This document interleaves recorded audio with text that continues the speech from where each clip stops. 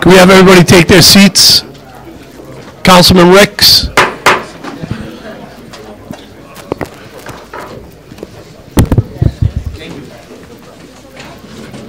Councilman Ricks.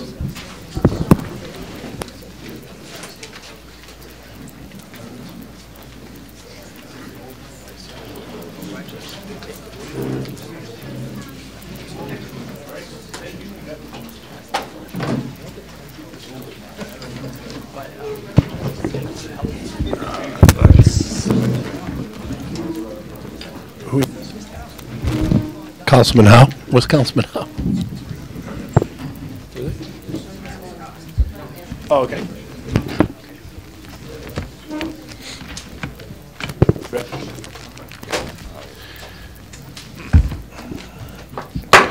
All right, the council will come to order. The clerk will call the roll. Mr. Marola? Here. Mr. Corley? Here. Mr. Howe? Here. Mr. Lattiser? Here. Mr. McAllister? Here. Mr. McElroy? Here. Mr. Riggs? Here. Mr. Snappy? Here. Ms. Strauss? 8 present. Thank you. If Councilman Howe could lead us in the Pledge of Allegiance.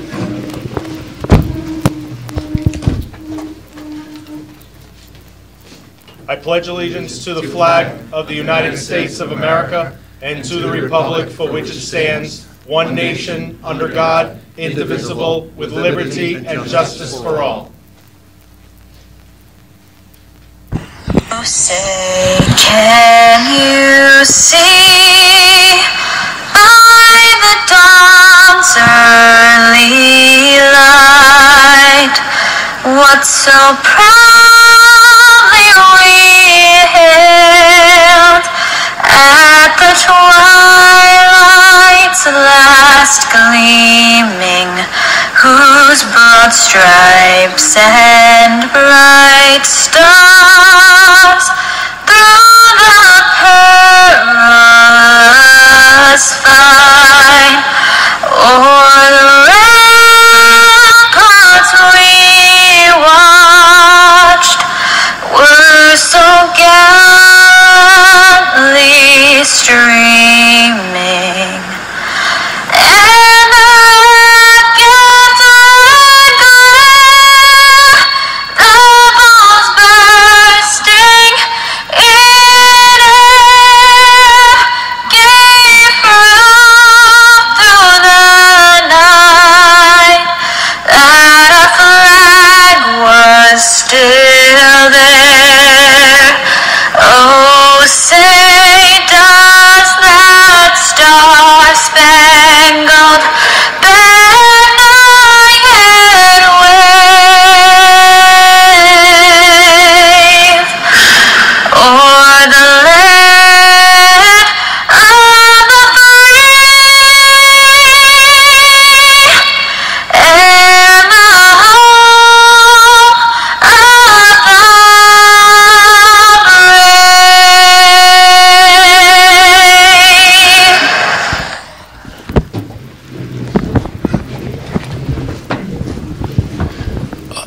Thank you for everybody's patience tonight. We're starting about an hour and a half late because of the number of items that we had on our docket, including several public hearings and issues in committees that required much testimony from residents and staff and council members.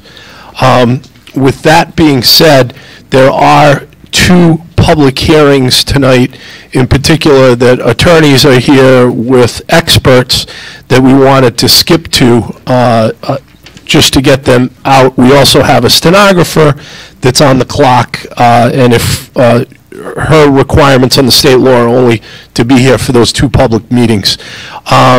With that said, if there's no objection, I'd like to move to the first public hearing, which is PCO 2418, an ordinance amending the zoning ordinance of the City of Warwick, DT Realty Properties, LLC petitioner. Sordom Development LLC and Expo Realty LLC owner. And this is for public hearing. And do I have a recommendation from the Land Use Committee? Recommend favorable action. And recommend public hearing. Recommend public hearing, excuse me. Okay, and defer to you, Councilman Ricks, to open the public hearing. Would like to open the public hearing. Councilman Ricks moves to open the public hearing, seconded by Councilman Howe, Councilman McAllister. All those in favor? Aye. All those opposed? The ayes have it. Is there anybody here to speak in favor of PCO 2418? Attorney Sakachi, if you could just identify yourself for the record. Thank you, Mr. President. Good evening, members of the City Council. For the record, Attorney K. Joseph Shikachi, representing the applicant this evening. With me tonight are two representatives from the developer. Scott Bowman is here, and the engineer with me tonight is Anthony Donato from Bowler Engineering. Mr. Donato is placing the site plan up on the board. I just want to give the council a brief history of the project, and then happy to answer any questions that you may have. This is a project, many people are familiar with the location. It is the corner of Warwick Avenue and Atlantic Avenue. On Warwick Avenue, it has been vacant and run down for many years. There's been a rodent problem. This project has been through several reiterations with the planning department. We, at the request of Councilman Ricks, held a neighborhood meeting, and we've, in great detail, strived to address some of the concerns regarding hours of operation, lighting, etc., landscaping. There's a wetland in the back. There are parking requirements. We've tried to address all of those concerns, as well as the mayor and the planning department, and Councilman Ricks has diligently advocated on behalf of his constituents. We have received unanimous approval from the planning department and the planning board, and I believe you should have those recommendations as part of your record this evening. We are proposing a Dollar Tree store that would service the area. It's a new building. We have some where's Anthony? Yeah, thank you. Some pictures of what it would look like, and as you can see, the planning department extracted some really special details and some improvements of what the store would look like in terms of awning and color scheme. So we have strived to make this a little bit nicer than your average dollar store. And there's a lot of extra glass involved, there's awnings involved, there's brick involved, there's sidewalking, there's spacing, there's setbacks, there's lighting, and we've strived, this project will have to obviously receive DEM approval as well, so we've strived to require all those amenities at the behest of the planning department and Councilman Ricks. If we are successful this evening, we would have another planning, another public hearing before the council next month, but we'd have a planning board hearing where we'd have to present our DOT and DEM approvals before the project would ever go forward. That concludes my presentation. I do not have anybody who has any experts, but they are here to answer any questions if the council should so desire. Okay. Councilman Lattiser. Thank you, Mr. President. Mr. Sakachi, in the stipulation that was included in the planning board recommendation, or there was a stipulation, but it wasn't included in our docketed items before us. And I just want to make sure that you and your clients are in agreement to it and put it on the record as such. And that stipulation would be stipulation number 4. It says exemptions for less than the required number of parking spaces and less than the required wetland setback as shown on the plan approved by the Warwick Planning Board for this development. Do you have any objections to that? No, none whatsoever. Those were all part of the planning department and planning staff's recommendation. We agreed to them and we agreed to them tonight as well. Thank you, Mr. Sakachi. Mr. President, as a procedural issue to get this on the record, let that serve as testimony for the record. Thank you. Thank you, Mr. Sakachi. Councilman Ricks. I would like to elaborate a little on that particular concern. Through no fault of Dollar Tree or anyone with the petitioner. There was an administrative error in the number of stipulations that made it their way onto the council docket, and we are going to correct that.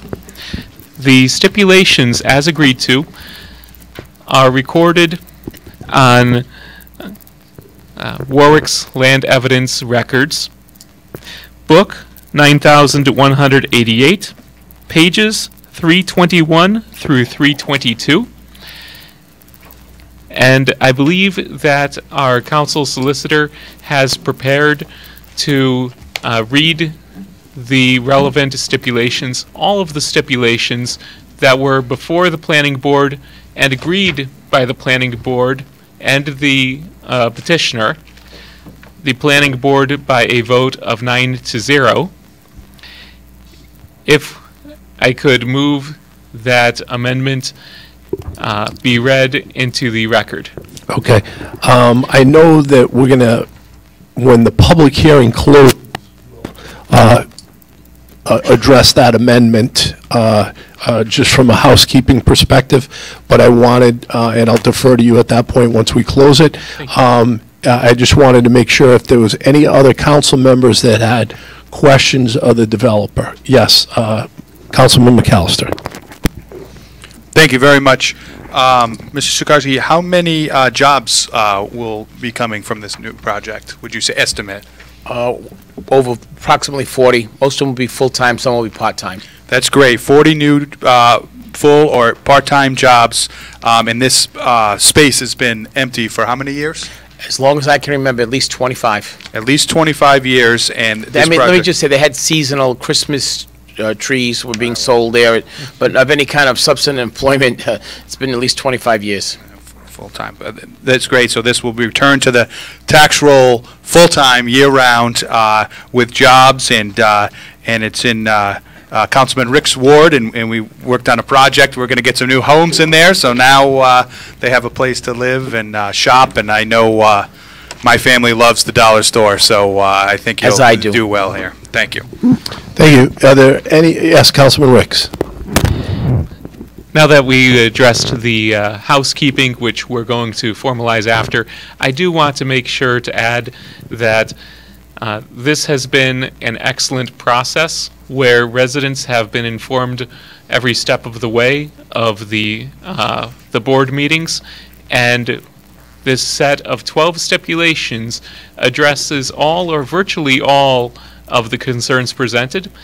I am, based on feedback from the residents, and after listening to the experts, I know that everyone involved, especially with the planning department, planning board, did their due diligence to vet this idea. And residents could not be more excited to see those blighted old buildings on Atlantic Ave by Warwick Ave finally torn down. And this is just so exciting to see some of these old nuisances across Ward 2 being addressed. Thank you. Thank you. Any other council members have any other questions? Is there anybody else to speak in favor of this development? Yes. Mr. Zarum, if you could just introduce yourself at the mic.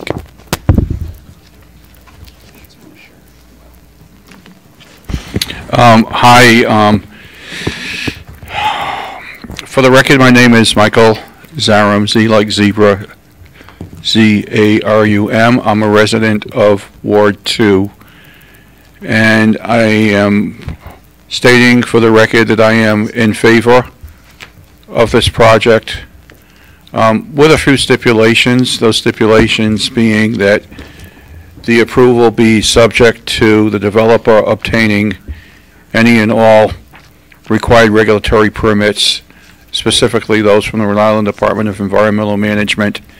And I would also ask that if they send out any public notices for review of anything that's on file for their review, that the developer or their attorney, Mr. Shikarchi, reach out to the Lakewood Association so that they're aware of the wetlands approval process and everything, because there have been wetlands issues in some of the neighborhoods with that micro watershed over there. But other than that, I would say I think it's a good project, and I'd like to thank everybody that's moved this ahead. I think Councilman Ricks succinctly stated one of the key advantages here. We're taking a blighted property that's been there for decades, off of a street that thousands of people drive by a blighted property every day, and it's going to be replaced with a new building. And I think if we look at our overall community and everything and the number of blighted buildings we have, every time we remove a blighted building like this and put something new in there, it's going to be a nicer community and everything. So I want to thank Councilman Ricks for the work he's done to move this forward. And I also want to thank Mr. Sikachi for addressing the concerns of the neighborhood and everything else. And I think this will, again, be a win-win project, and, again, would support it. Thank you. Thank you. Is there anybody else to speak in favor of the project? Anybody else to speak in favor of the project? Anyone else to speak in favor of the project? If not, is there anybody here to speak against the project? Anyone here to speak against the project? Anyone here to speak against the project? If not, I'm sorry, I couldn't see you. The podium was in the way. James King.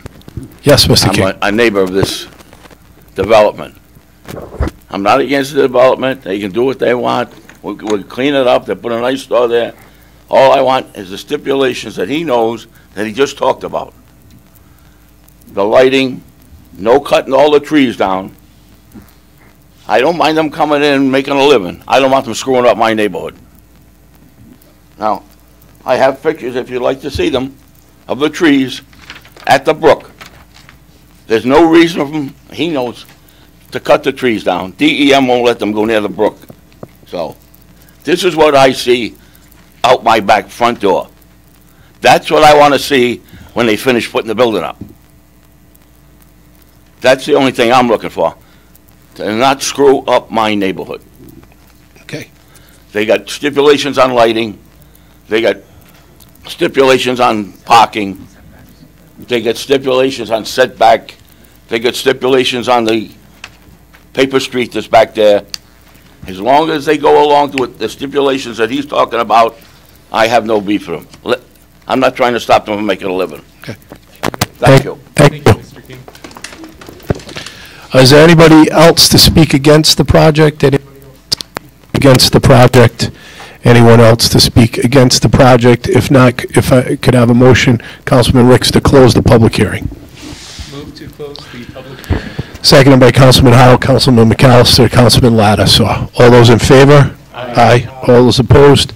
So the public hearing is closed. Councilman Ricks, if you could move this for favorable action.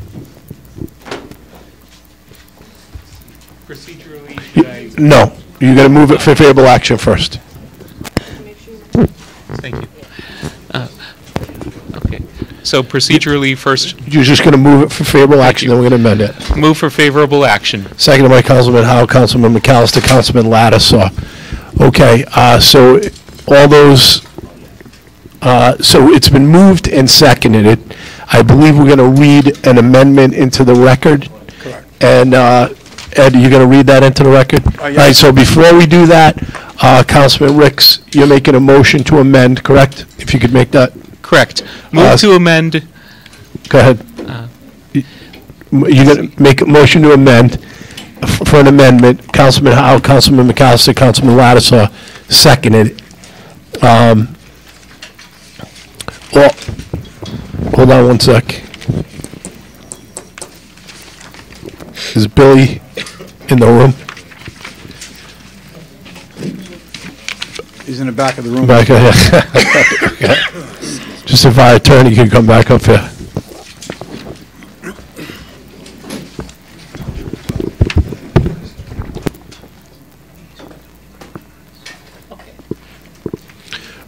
Okay, it's been moved and seconded, and I think you're going to defer Councilman Ricks to, are you going to read it into the record, Bill?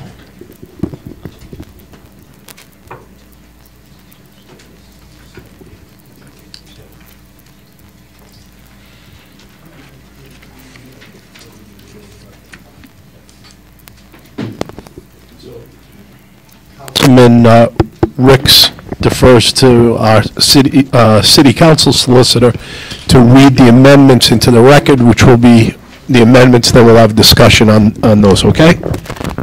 Correct. All amendments listed, rather, all stipulations listed on Book 9188, pages 321 through 322 of the Warwick Land Evidence Records.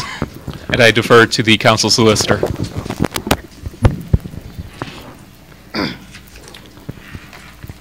The following stipulations are included. Number one, that all plans shall comply with, quote, rules and regulations for professional land surveying in the state of Rhode Island, effective date November 25, 2015. All survey monumentation shall be set prior to the recording the final subdivision plan, or a bond may be posted for installation and/or bond preservation. Stipulation 2, that the applicant shall submit a preliminary land development plan and subdivision plan that comply with Appendix C, preliminary application of the city's development review regulations governing subdivisions, land development projects, and development plan review, last amendment dated March 14, 2001. Stipulation 3, that the parcel shall receive city council approval for a zone change on the development parcel from a combination of general business, office and residential A7 to general business, with use restrictions and exemptions, dimensional waivers for less than required parking spaces and less than required wetland setback. Stipulation 4, that the future general business use of proposed Lot 2 shall comply with all zoning requirements or receive relief from the appropriate approving authority. Stipulation 5, that all necessary state permits, including but not limited to RIDEM and RIDOT, physical alteration permit, shall be obtained prior to the submission to the planning board for preliminary approval. Stipulation 6, that the design for the stormwater collection system shall meet the requirements of the Rhode Island Stormwater Design Installation Standards Manual dated December 2010. The project engineer shall meet with the City of Warwick DPW engineering staff to review the proposed drainage system prior to submission to Rhode Island DEM or DOT. Stipulation 7, that the operation and maintenance plan for the proposed stormwater collection system shall be included in the preliminary submission to the planning board. Stipulation 8, that sewer service for Assessor's Plat 293, Assessor's Lot 44, will be extended from Atlantic Avenue and may require an easement. That demolition of any of the existing structures with an existing sewer connection will require a Warwick Sewer Authority demolition permit. A backflow prevention device shall be installed between the sampling manhole and the main sewer line. Stipulation 9, that the preliminary plans submittal shall include a signage plan to include sign location, size, and style. This shall be subject to approval by the administrative officer to the planning board. All signage shall conform to the standards of the Warwick Zoning Ordinance, Section 800. Please note that LED advertising message boards are prohibited. Stipulation 10, that the preliminary plan submittal shall include a photometric site plan and specifications for all exterior lighting. The site lighting shall be dark sky compliant to the extent practicable. All exterior lighting and signage shall be designed to minimize negative impacts on neighboring properties. Glare from outdoor lights, signs, and from the movement of vehicles on site shall be shielded from the view of adjacent properties. Stipulation 11, that before issuance of any permits, the fire department shall review all plans for compliance with all life safety codes and issues. Stipulation 12, that the preliminary submittal shall include a landscape plan prepared and stamped by a registered Rhode Island landscape architect. The landscape architect shall contact the planning department prior to the beginning of the design process. The landscape design shall include hardscape at the intersection along the frontages of both Warwick Avenue and Atlantic Avenue, a solid fence on the retaining wall, and an evergreen landscape buffer to screen the proposal from the abutting residential zone. That concludes those stipulations. And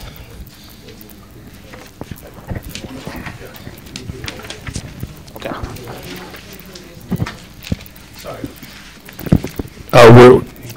The stipulations in this amendment, Councilman Lattisaw had referenced in the public hearing, and the council solicitor is going to also read those into the record and make this one amendment, which we'll vote on. Go ahead. The final stipulation to be added in this amendment is that exemptions for less than the required number of parking spaces and less than the required wetland setback as shown on the plan approved by the Warwick Planning Board for this development. Okay, so that's been moved and seconded. The amendment has been read into the record. Is there any questions from council members regarding this amendment? Any questions from council members regarding this amendment? If not, the clerk will call the roll. Mr. Marola? Yes. Mr. Corley? Yes. Mr. Howe? Yes. Mr. Ladison? Yes. Mr. McAllister? Yes. Mr. McElroy? Here. Mr. Ricks? Yes. Yes. Mr. Sinapi? Yes. Ms. Travis is out, so it's 8 yes. Okay, 8 yes, 1 absent, so the amendment stands passed. Councilman Ricks, if you could move PCO 2418 as amended. Move as amended. Seconded by Councilman Lattiser, Councilman McAllister. Any discussion on PCO 2418 as amended? Any discussion? If not, the clerk will call the roll. Mr. Marola? Yes. Mr. Corley?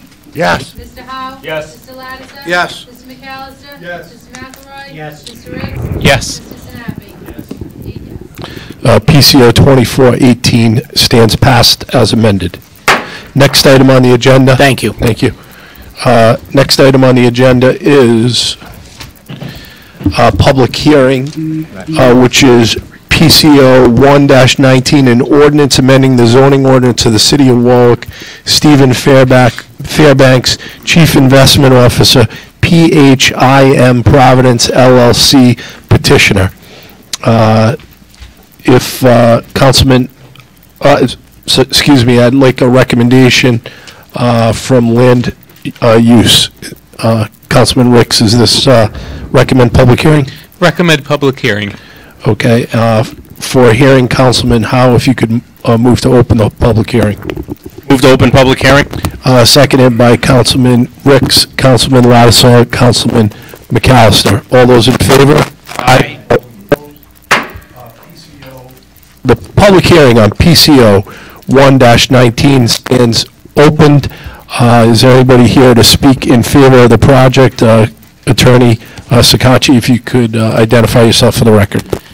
Thank you, Mr. President, honorable members of the Warwick City Council. For the record, again, Attorney K. Joseph Shikachi representing the applicant this evening.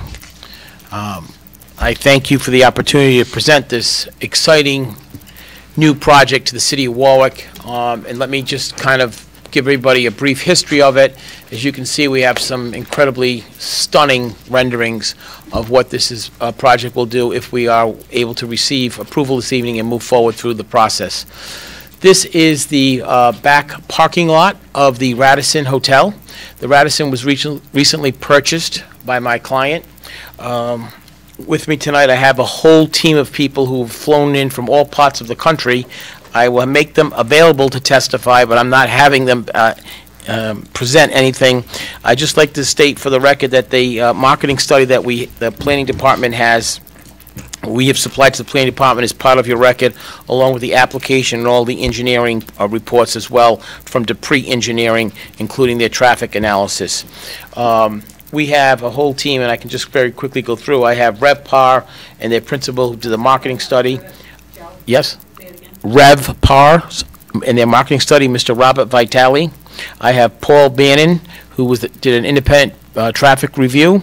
I have Nicole from Dupree Engineering. I have David DeQuattro from RGP, and I have principals from the applicant, Mr. Duber, Douglas Duber, and Mr. Ron Franklin as well. I am not planning on having any of them testify, but I want the board to know that they have, the council to know they have flown in from all over the country with very inclement weather today to be here and to answer any questions you may have. This is an exciting opportunity for the City of Warwick, because I'm going to talk about the hotel and 140 rooms and everything else in a minute, but what I want to kind of open the vision of the council and the city is this is an opportunity in the station area, the station district that we've had before the city since the early 90s, that very little development has happened.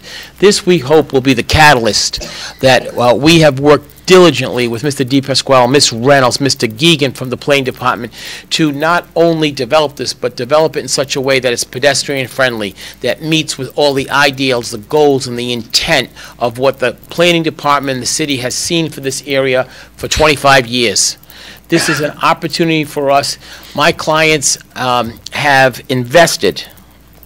Councilman McAllister, you asked about jobs and taxes. I'll get to that in a minute, but I want to give you an idea. They purchased the property from the Radisson Hotel for approximately $7.5 million. That included the hotel and the land where the proposed Marriott residence is going to go. They have committed to spend $3 million on improvements to the Radisson.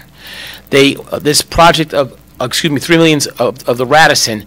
This project, the Renaissance, is $30 million of private investment in our city. They are under contract with the Airport Corporation to buy the abutting property for over $3 million. The total private investment that this client, that this entity has chosen from all over the country for opportunities to come to Warwick, Rhode Island and spend, at a minimum, $43 million of private investment in our city. That says something about where we are and where we're going. And that's from people who don't live in Warwick, people who are not from Rhode Island, who have come here. They have added, since they started, 30 full-time jobs at the Radisson. They're proposing over 50 full-time jobs at the Renaissance. This is the kind of economic development that we want in our city. This is 140 rooms, extended stay Marriott. They have had experience in the market before. They ran very successfully the extended stay Marriott in Metro Park for many years. That property came to an end. It's changed and become a Sonesta hotel. We have lost a lot of that market. They have gone. The marketing study will show you that extended stay product that is not being run the way the Marriott was run, and a lot of those clienteles have left the city. This is an opportunity for us to recapture that. I'm not talking about, when we talk about revenue, the real estate taxes that they pay. As we all know, the Radisson was owned by Johnson & Wales. They paid very little, if any, real estate taxes. This is a windfall to our tax coffers. I am not talking about the additional hotel tax they pay and room taxes that go to the city and the Hospitality Association. This is an economic explosion of all benefits to the city of Warwick. We've worked diligently. We have renderings that show a night elevation. So we worked with the planning department regarding the lighting.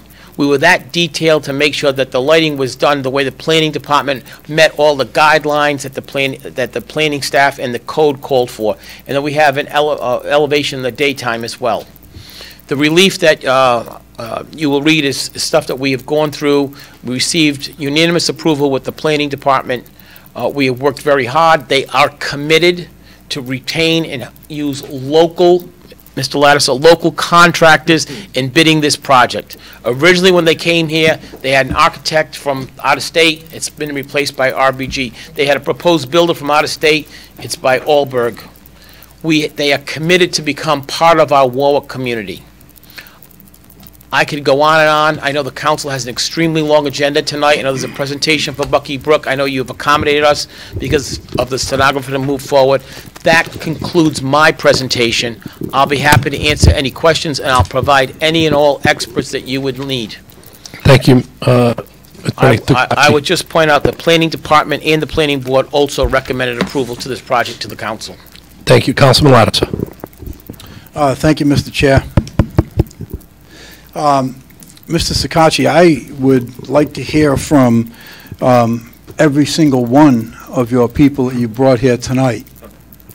But, Mr. President, I will forego that if we can take up a collection so the police department can raise the heat in this room. I'll forego it, Mr. Sakachi. Thank you. If the colonel can do that. Thank you. I will say that as much as I love the Warwick Police Department, I love being here, I much prefer the original council chambers. Mr. President, I would like to ask Mr. Sakachi if your applicant, your client, objects to including an additional stipulation that, again, was included in the planning board recommendation, but it's not in our docketed items here before us. and that would be stipulation 5. Exemptions for greater than allowed building height up to 85 feet, off-site parking, off-site signage, shared parking spaces, and internally illuminated signage, as shown on the plans approved by the Warwick Planning Board for this development.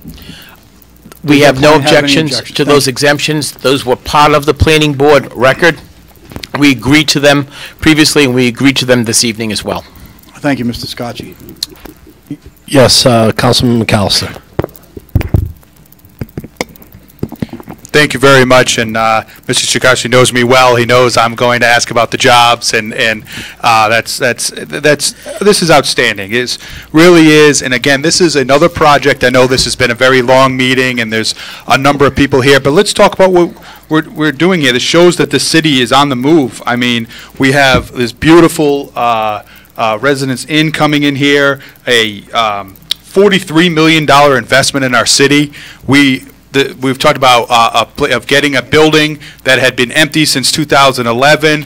We sold the property. We're selling the property. We're going to build more homes for more people to come to our city, move in here, young couples, retired couples, young people, moving into our city.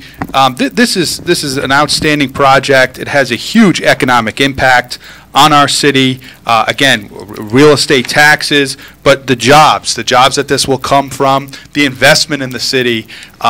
This is outstanding, and I appreciate you laying out the numbers for me because you knew it was coming. And but they're great numbers. $43 million investment in our city, 30 full-time jobs right now, and then it could be up to an additional 50 jobs at the new hotel. I mean, this is outstanding. So I thank you and your people from coming across the country. Must have been a heck of a landing here with all the wind. So I really Only half the appreciate that. team came, and when Mr. Lattis wanted to hear from everybody, there were 3 or 4 couldn't make it. Thank you. Thank you. Councilman Ricks. This is another exciting opportunity for our city, and the only way that I could be more enthusiastic about it is if it were in Ward 2. But more seriously, this is an excellent location for a hotel of this type. I remember a constituent was asking me about the parking exemption in particular, and I was puzzled by the question, and I had a discussion about that because this hotel is literally a stone's throw from multiple parking garages. So its location by the airport, by parking garages, by the train station, this is the kind of development that we want right in that area of the city. Thank you. You have a comment? Yeah. Councilman Howe. Thank you, Mr. President. I just want to say is there's Chief DePasquale there. I remember when the restaurant and the location closed, and I immediately got 2 phone calls and from relatives and a friend, no longer a friend, no, a relative and a friend. And they said, wow, what's happening? You know, they just closed the restaurant relocated. So I immediately called Mr. DePasquale, and I said, what's going on? What happened? He goes, oh, no, you just wait until you see what's going on there. And I remember it was about a week later, Mr. Sakarchi, I saw you, and you came up, and he did his his pat on the shoulder and his wink, and he goes, wait until you see what we're doing in Ward 3. So from knowing those 2 men and working with them, with the relationship we have, I became, of course, confident and excited. I do have 2 questions just out of curiosity, so I'm going to keep my mouth shut and just kind of rub it in my relative's face when the time comes. That hotel, just so I'm clear on this, the existing hotel is going to stay and be Absolutely. They're already committed to an ongoing $3 million of upgrades in the existing Radisson. That property will stay. I don't know if it'll stay a Radisson forever. Maybe we will upgrade that at some future point, but that hotel is committed to staying. Thank you. And what about the location of the old restaurant existing? The old Eagle Seafood, yes. I'm not at liberty to say, but it will be the exact name, but it will be a very upscale Italian wine bar restaurant, and they plan to be open before the 4th of July, if not sooner. Thank you. You answered my question. So the space will be occupied, it will be revenue generating, it'll be something that... And it will be, as we all know, it will be in the private sector, and they'll pay the private sector tax rate. It will not be owned by a educational institution that gets either tax breaks or tax reductions. They'll pay the full freight. Well, I'd like to say, as the representative of this, you know, as the councilman for this ward with this development, it helps the entire city.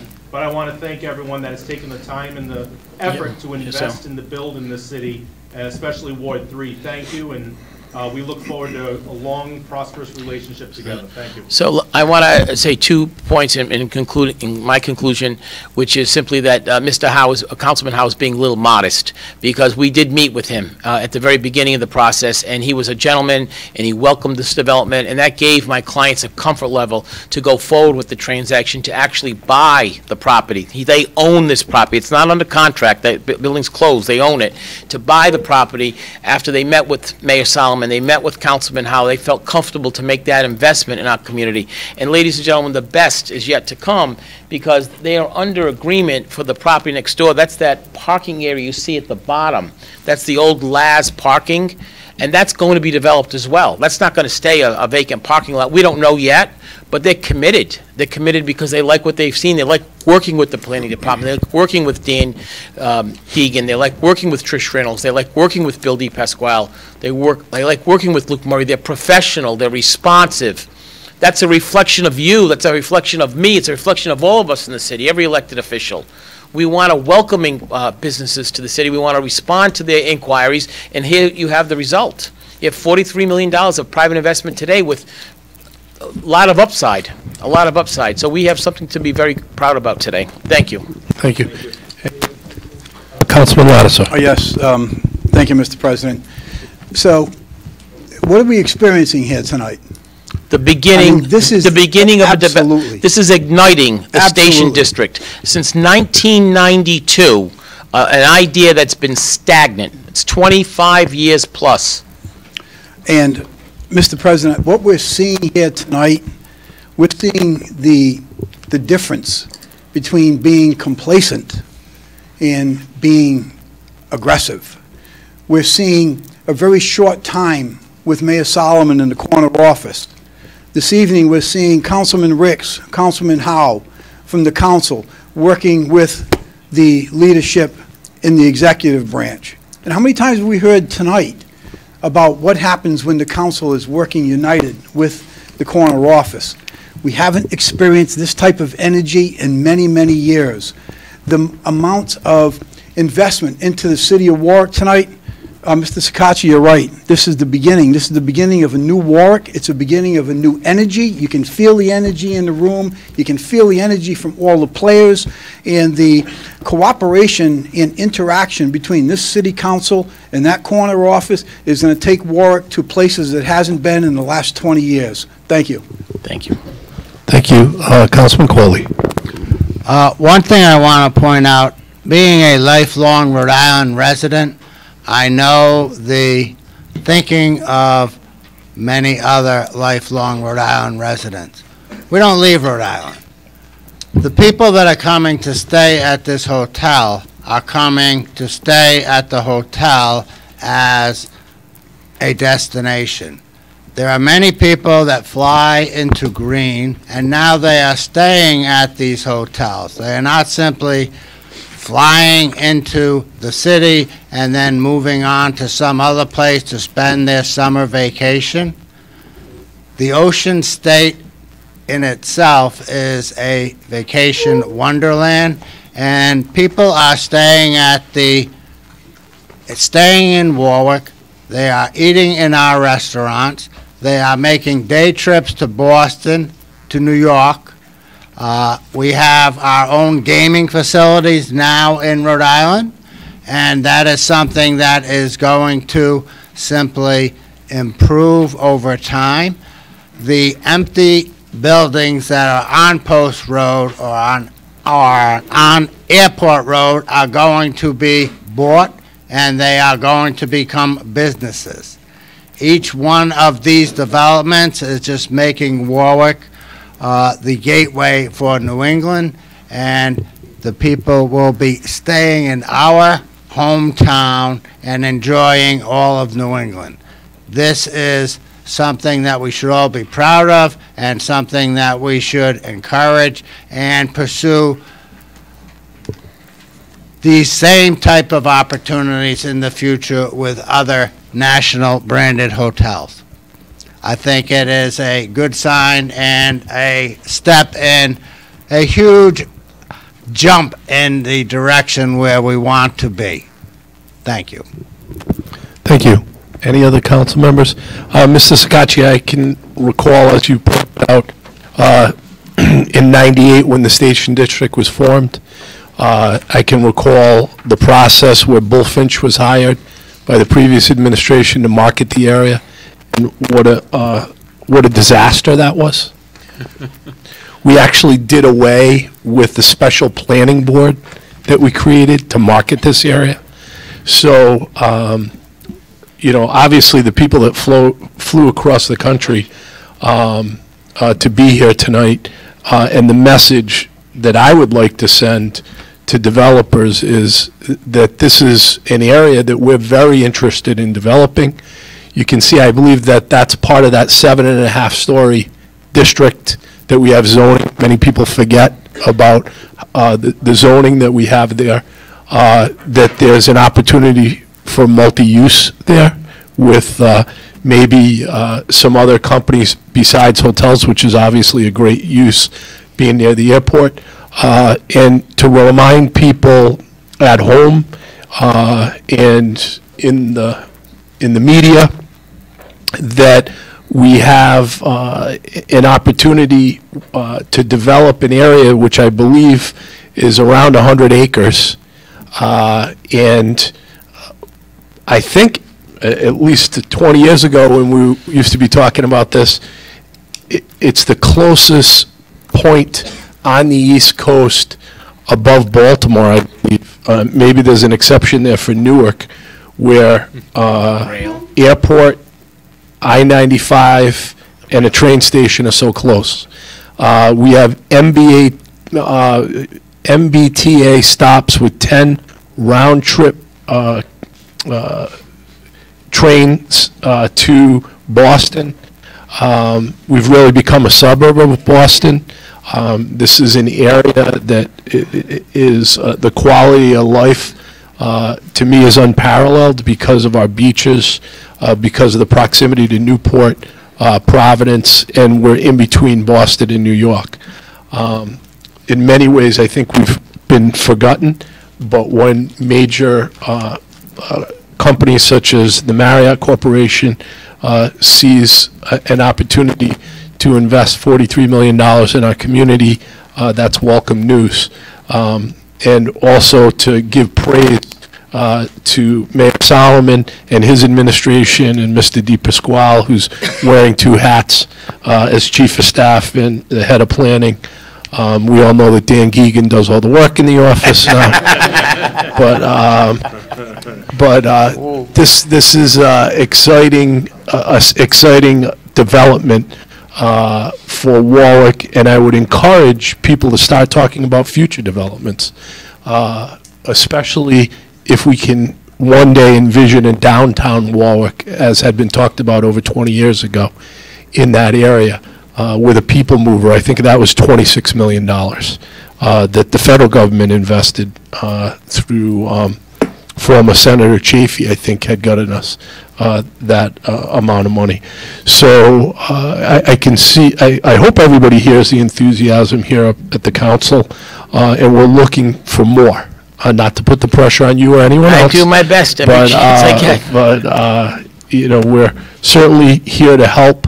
And finally, after 2 decades of stagnant development in that area, to get the word out that we're looking to push this area. And personally, I'd also like to see businesses in there with mixed development, with maybe apartments next to, or condominiums next to businesses, offices, maybe with mixed use on the first floor, dry cleaners, restaurants, movie theaters, as Mr. DePasquale had put on that presentation. I think 20-odd years ago. There's a great opportunity for that. I know when you get up to the higher floors, I want to guess the 6th or 7th floor, you have commanding views of Narragansett Bay all the way down to Newport, all the way to Providence.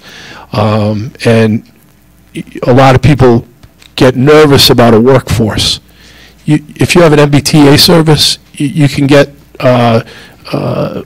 many individuals from the Boston area possibly commute down here and to live down here. And I think in particular that technology corridor, and not just service-oriented businesses.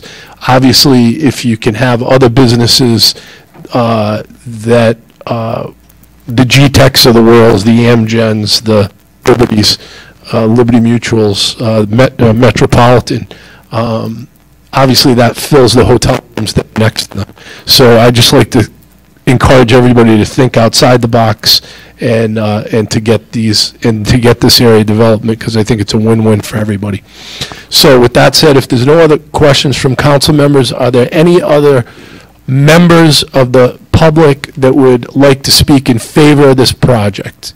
Any members of the public that like to speak in favor of this project? Any members of the public that would like to speak in favor of this project? Are there any members from the public that would like to speak against this project? Any members of the public that would like to speak against the project? Any members of the public that would like to speak against the project? Hearing none, I would defer to Councilman Howe to close the public hearing. Make a motion. Motion to close public hearing? Seconded by Councilman McAllister, Councilman Lattisaw. All those in favor of closing the public hearing, say aye. Aye. All those opposed? Public hearing stands closed. Councilman Howe, if you could move PCO 119 for favorable action. Move PCO 1-19 for favorable action? You have a second by Councilman McAllister and Councilman Lattisaw, and Councilman Corley and Councilman Ricks. Okay, so it's been moved and seconded. I'm assuming that we have an amendment to read into the record, so Councilman Howe, if you could move the amendment, we'll get a second, and we'll have it read into the record. Move for favorable action on the amendment as read by the council. Okay, seconded by Councilman McAllister. Councilman Lattisaw, defer to the council solicitor to read the amendment into the record. Amendment to PCO 1-19, adding an additional stipulation number 5. Exemptions for greater than allowed building height up to 85 feet, off-site parking, off-site signage, shared parking spaces, and internally illuminated signage as shown on the plans approved by the Warwick Planning Board for this development. Okay, so that's been moved and seconded. Is there any questions on the amendment that's been read into the record? Any questions on the amendment? If not, the clerk will call the roll on the amendment. A yes is for favorable action. Mr. Marola? Yes. Mr. Corley? Yes. Mr. Howe? Yes. Mr. Lattiser? Yes. Mr. McAllister? Yes. Mr. McElroy? Yes. Mr. Ricks? Yes. Mr. Sinapi? Yes. 8 yes. The amendment stands passed. Councilman Howe, if you could move PCO 119 as amended for favorable action. PCO 1-19 as amended? Seconded by Councilman McAllister, Councilman Lattisaw. Okay, and it's been moved and seconded. Is there any questions before we take the vote on PCO or statements on PCO 119 as amended? Any statements? If not, the clerk will call the roll. A yes is for favorable action. Mr. Marola? Yes. Mr. Corley? Yes. Mr. Howe? Yes. Mr. Lattiser? Yes. Mr. McAllister? Yes. Mr. McElroy? Yes. Mr. Ricks? Yes. Mr. Sinapi? Yes. 8 yes. PCO 1-19 stands passed for first passage as amended. Thank you very much. Congratulations.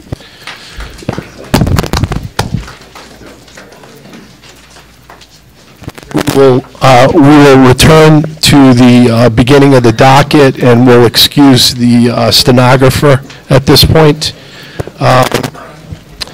The first item, and if everybody could hold it down, because we have to take any conversations outside, we appreciate it. Thank you.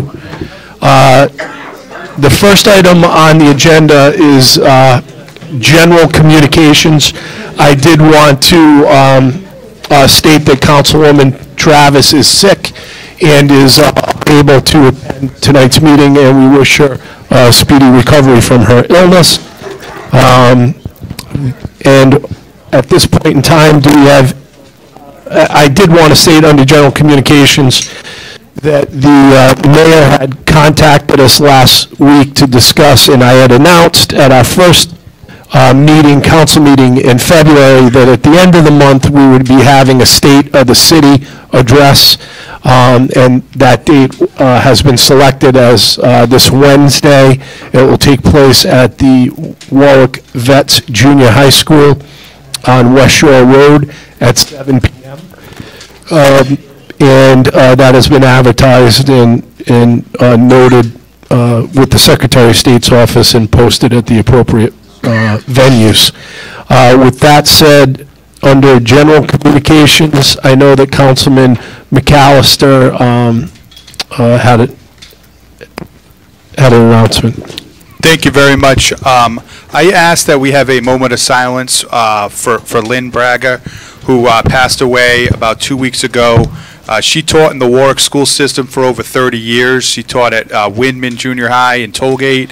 She was a guidance counselor, and she was also a special ed teacher throughout her career.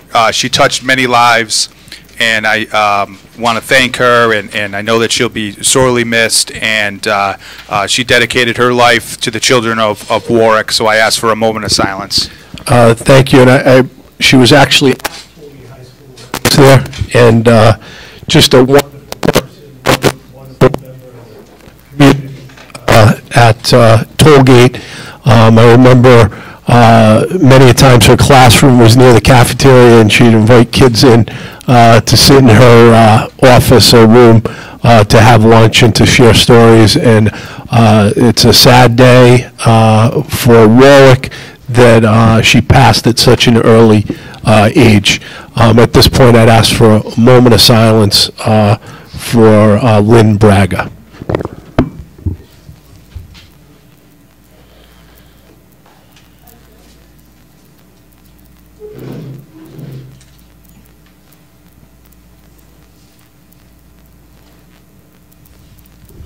Thank you. Are there any other comments or statements under general communications? Councilman Corley. I have one that I had hoped to notify everyone by email, but I was not able to. I've been contacted by a woman from the Ignatian Volunteers, and this woman told me that they are active in the Worcester, Boston, and Providence area. What they do is they help partner retirees that have worked in business and in public works to volunteer their time 2 days a week at a particular agency, usually a nonprofit, and that they will volunteer their time to help the nonprofit in their mission. And as a result, the Ignatian Volunteers does receive a stipend for the placement of the individual. But if anyone is aware of any such nonprofits in the city of Warwick, they want to expand to Warwick, it's one of the areas where they want to come, they can be able to provide the nonprofit with a worker that can put in 2 days a week, and it will not be for any cost for the nonprofit. Thank you. Are there any other comments under general communications? If not, we'll move under subsection A to the acceptance of the minutes from council meeting held on January 23rd, 2019. If someone could move that for favorable action. Moved by Councilman Howe, seconded by Councilman McAllister. Is there any discussion on the minutes of the meeting? Okay, so it's been moved for favorable action. All those in favor? Aye. All those opposed? The ayes have it. Next item is for acceptance of minutes of the council meeting of February 4th, 2019, moved by Councilman Howe, seconded by Councilman McAllister. Any discussion? Okay, any discussion on the minutes? If not, all those in favor of the minutes of February 4th? Aye. All those opposed? The ayes have it. February 4th, 2019 minutes stand passed. Next item on the agenda is a presentation by the Warwick Public Works Department and its engineering consultant regarding the Bucky Brook Restoration Project submitted under Rhode Island DEM application 180144 about the project purpose and need, a description of the proposed work, including construction access and related wetland impacts, elevated alternatives, the proposed wetland mitigation and restoration, the proposed construction schedule and costs, and whether the project will alleviate elevated water levels in Warwick Pond. I understand there's a consultant here that can give a PowerPoint presentation. If they could come to the mic and identify yourself for the record. Council President, council members, I'm Eric Hindinger from the Department of Public Works. Again, we're here for the Bucky Brook Restoration Project. I have Ashley Tice from EA Engineering, who's been a consultant working on this project, identifying and preparing the plans for the restoration of the project. She's been working on it for two and a half years now. So we're hoping that she'll go through the quick presentation so you have any ideas. Many of you have already seen this. Some of the new council members, this will be new to your repertoire, and it'll introduce you to the project. There are elevated levels in Warwick Pond due to a blockage in Bucky Brook, and this has also created issues with fish passage going up. It's made it more difficult for fish to make it upstream to the pond. So at this time, I'll bring up Ashley. And thank you.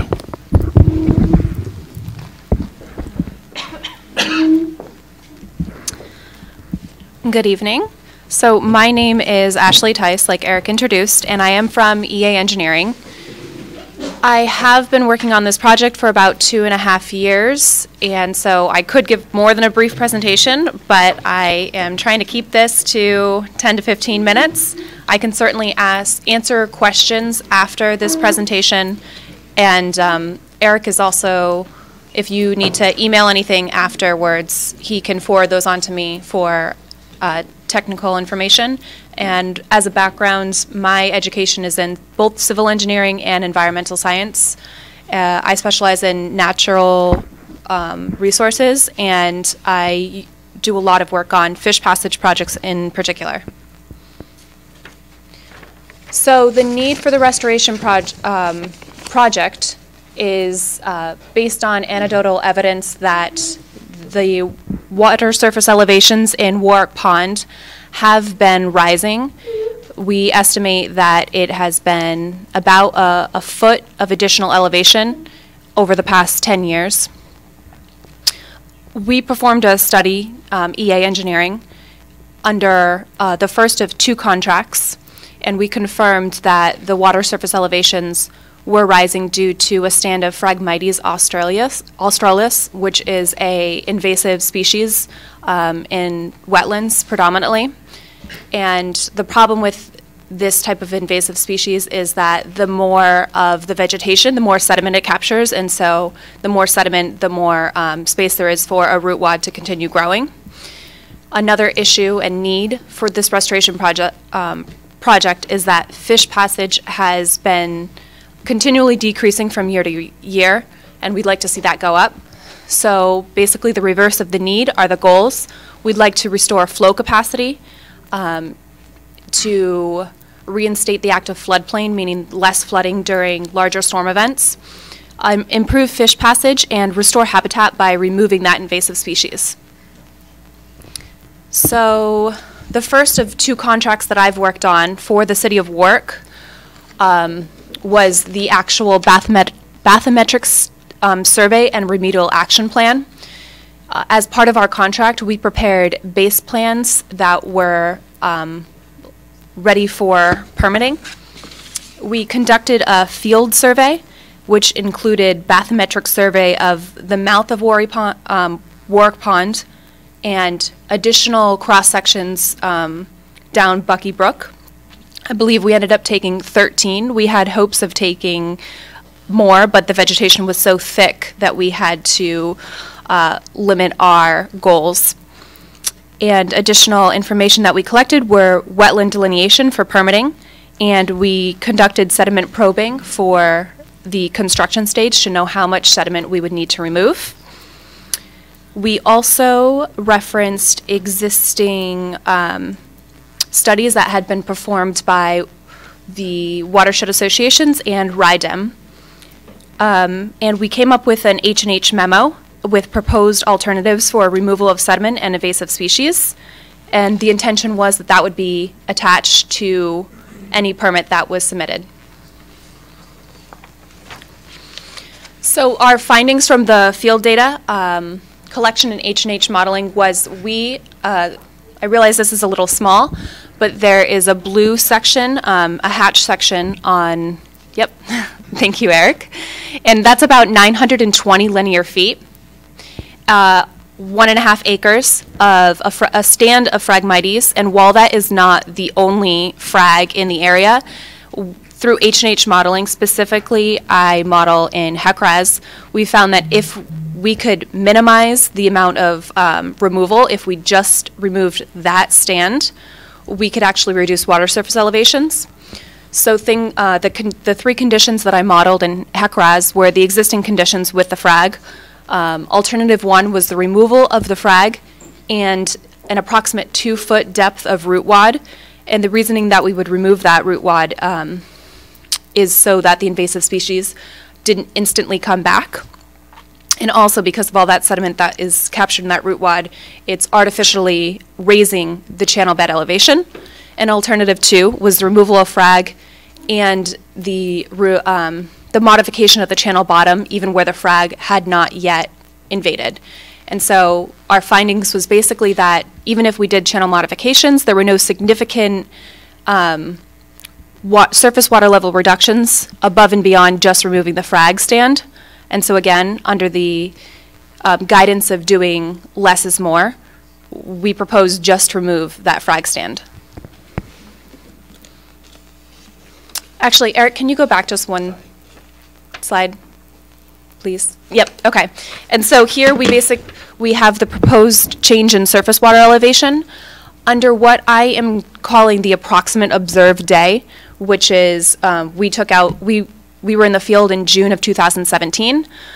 We hope to see, and our models have been very accurate on the projects that we have worked on in the past, and they are per standard for RIDEM's regulations. 1 foot of reduced surface water elevation in the Warwick Pond and at the mouth of the Warwick Pond. Downstream, you will gradually see less and less of a change in surface water elevation, and that is because eventually proposed surface water elevation will have to meet existing. And under the 5, 10-year, 25-year storm events, we can see 2 to 4 feet of surface water elevation change during those large storm events. So I'm not going to read all of this, but under the second contract, which we are currently working under now, we've submitted permits, the most significant one being RIDEM's application to alter freshwater wetlands. We've also submitted for the Division of Agriculture for herbicide application. And for design and property coordination, we've continued and progressed those engineering drawings to 100% design. We've developed cost estimates so that the city can budget for the actual construction, and we are heading the coordination with the Rhode Island Airport Corporation. And we are also have already submitted an operation and maintenance plan for the Phragmites australis for 5 years after the actual construction project. And we will be doing bid administration and construction oversight later this year. To keep up with our permitting efforts to date, we submitted our original permit in May of 2018, and we were issued comments by RIDEM in August and November, and we have responded to both.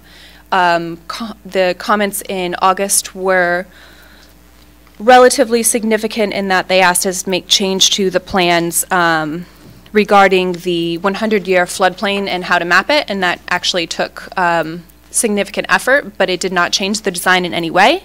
And RIDEM comments in November were insignificant, and we were able to address those very quickly. And we are currently awaiting permit conditions to be released and a 30-day public notice period.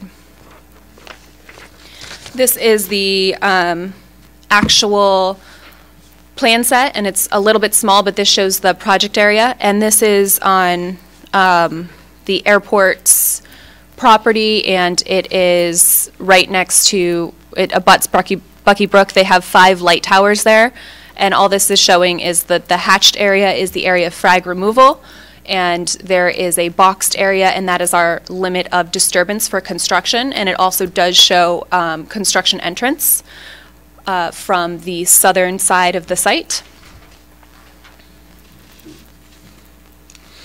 And this slide here just shows the change in surface water elevation based on the profile of Bucky Brook. So at Warwick Pond, at the mouth of Warwick Pond, during the approximate observed day, we will see 1 foot of reduced surface elevation, surface water elevation, and eventually, before we hit Warwick Avenue, it will meet the existing surface water elevation. And this is our tentative construction schedule. We are hoping that the wetlands permit will be released by April 1st, and we can move on to finalizing our draft specifications, which we are already working on. We'll provide those drawings to the City of Warwick. We'll receive comments back and address them and release bids in mid-summer. We will provide the contractor that is selected notice to proceed in August, and we will have that contractor start their herbicide application August 30th. There is a timeline for when the most effective herbicide application should occur, and it is the end of August. And we have been advised to wait 30 days after applying that herbicide before mowing, mulching, and actually removing both the Phragmites and the 2-foot approximate root mass for the most efficient removal of it. And again, we do have a 5-year maintenance plan that we submitted as part of our application to alter permit to RIDEM, and every year, if necessary, we are allowed to go back in and spray and mow and mulch and actually remove additional Phragmites. We've estimated that the construction will take approximately 5 weeks, and EA will be on site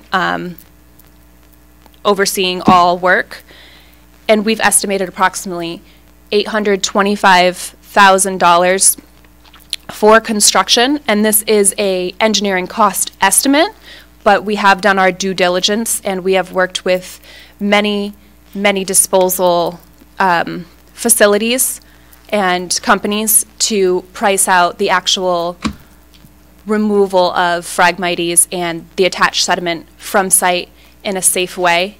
We've discussed this with both RIDEM and the Office of Waste Management in pre-permitting meetings, and so we feel that it is generally a good estimate. So that's what I have to present as an overview, and I am open to questions.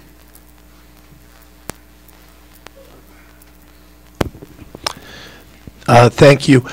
Just for clarification purposes, you've mentioned that you've put in applications with DEM and a number of departments. I'm assuming that this is a public process, that the public has input, the public's given notice. I just wanted to be clear that, tonight we're not having an administrative hearing. This is just a presentation to the council to bring us up to date on your research, what you found, what your recommendations are to DEM. I know also there's a concern in this area because we don't own the property, correct? The state does. I know many citizens have expressed an interest in as why should the city of Warwick be the one to remediate a problem that's on state land? So do you have a good answer for that? I'm not sure that's my place. Councilman, right now, this is an issue, we're having, we've actually had issues on Lakeshore Drive where the water from the pond is actually raising above the level of the roadway. And that was one of our initial things when we were trying to bring this to DEM's attention, that, we wouldn't build a road under the pond. The wetland on one side and the water level of the pond on the other side are coming up and over the roadway. And we've actually, we've gone out and increased the level of the road, I believe 9 to 12 inches in that area, and we're still having issues where there's flooding in that specific location. So it's a problem because it's creating a hazard for people getting in and out of their properties, as well as properties along the pond as well. It's creating an erosion issues with the private properties along the pond as well. So we're just, we basically wanted to take this seemed to be the quickest way to resolve the problem. Is the city where, we're luckily we have, we're using CDBG funds to pay for this. It's not something that's coming out of the city's budget. And how much do we have?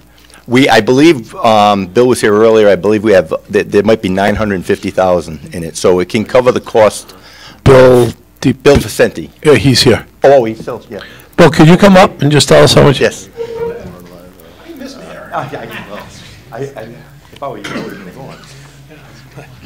Bill Vicente, Community Development Office. So Eric Hindinger is correct. We are using 2010 flood disaster recovery community development block grant funds, CDBG disaster recovery funds. We were awarded $2.7 million, and we have approximately $950,000 left of those funds. So, and I don't know if this is a question for you, Bill, or possibly the consultant. I've seen other projects during my years where Phragmites is removed, and it's probably one of the fastest growing weeds I've ever seen. I know that you kind of tapered your remarks, I guess, or tempered your remarks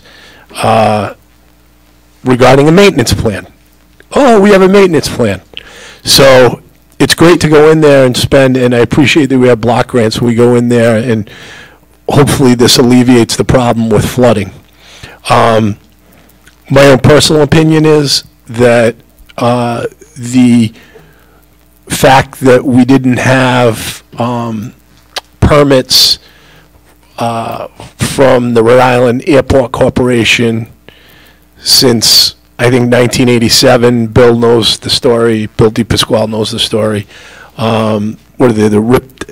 Bill's ripped these permits. Yeah, I think 1 or 2 outfalls out of the 18 or 20 had RIPD permits for 20 years. There were no there was 2 of them out of the 18 or 20, and then we had the purchase and the cutting down of the trees to build the soccer fields and the softball and baseball, and then they tied in with, I don't even think they got permission to do that, tied in their drainage system, and from what I gather, it flows directly into Warwick Pond, and I just see, in my unprofessional opinion, a nexus between what occurred with the expansion of the runways and what happened in and around the airport and the connection of the outfalls into that drainage system that caused the problem. I understand that there's a clog in the system and it's called Phragmites. I've just seen it in the past where it's been removed and it grows back, and then we're going to have Phil coming back and saying, hey, you cut it down, but what good is it? Because it's like grass. You got to have a mowing plan, if you will. Just because you pull it out of the ground doesn't mean, or out of the water, doesn't mean it's going to grow back. And I was just wondering what your opinion was, or what you saw on those 2 issues, which is the changing of the outflows from the expansion of the airport, and then also the cost to maintain this removal of Phragmites so it doesn't grow back. So those are valid concerns. As far as the Phragmites, and it is an invasive species and one of the most aggressive that I've seen. It can grow anywhere, including parking lots and just a crack in some sand. Basically, the maintenance that we've proposed is similar to what the initial construction project is, but we anticipate that it will lessen each year. And currently we've requested 5 years of maintenance, but the permit can be extended after that time, especially if we see a need. The removal of the root wad for Phragmites will significantly decrease its reoccurrence, but it will not eliminate it. And we are not removing Phragmites along the entire length of the brook, but it will certainly decrease. And also, I did want to note that we are not disposing of the frag on site or nearby. We are taking it off site, and we're actually isolating it on the construction site and covering it so that the rhizomes and the seeds can't be blown around and to just, repopulate elsewhere. So we are we're using all best management practices in the disposal of this invasive. We're treating it very seriously, even though it is a common problem. And if there ever was, we're not here to blame or find out the who done it, basically. We are. I personally am not as the technical person here, but if there was a slug of sediment, of a very sandy sediment, which what we found there through sediment probing, that's perfect condition for Phragmites to grow. And so once we remove that, it will also stop capturing additional sediment. It will actually flow through. Velocities will increase and it will move downstream. And so hopefully we'll have less perfect conditions for this invasive to continue growing. Yeah, it's just, I just see airport written all over this. And when you say sediment, where's the sediment coming from? We know where the sediment's coming from because they changed the flows. They built fields. They tied into the drainage system. And we see articles in the paper recently about, they have no money to help the city of Warwick with regard to pilot funds. And here's another bill that we're expected to pay, and I would actually defer to Mr. Frasenti at this time. As part of this 800,000 or 900,000, can we continue to use money over the next 5 years out of that block grant for maintenance? No. That's helpful. How much is it going to cost for maintenance?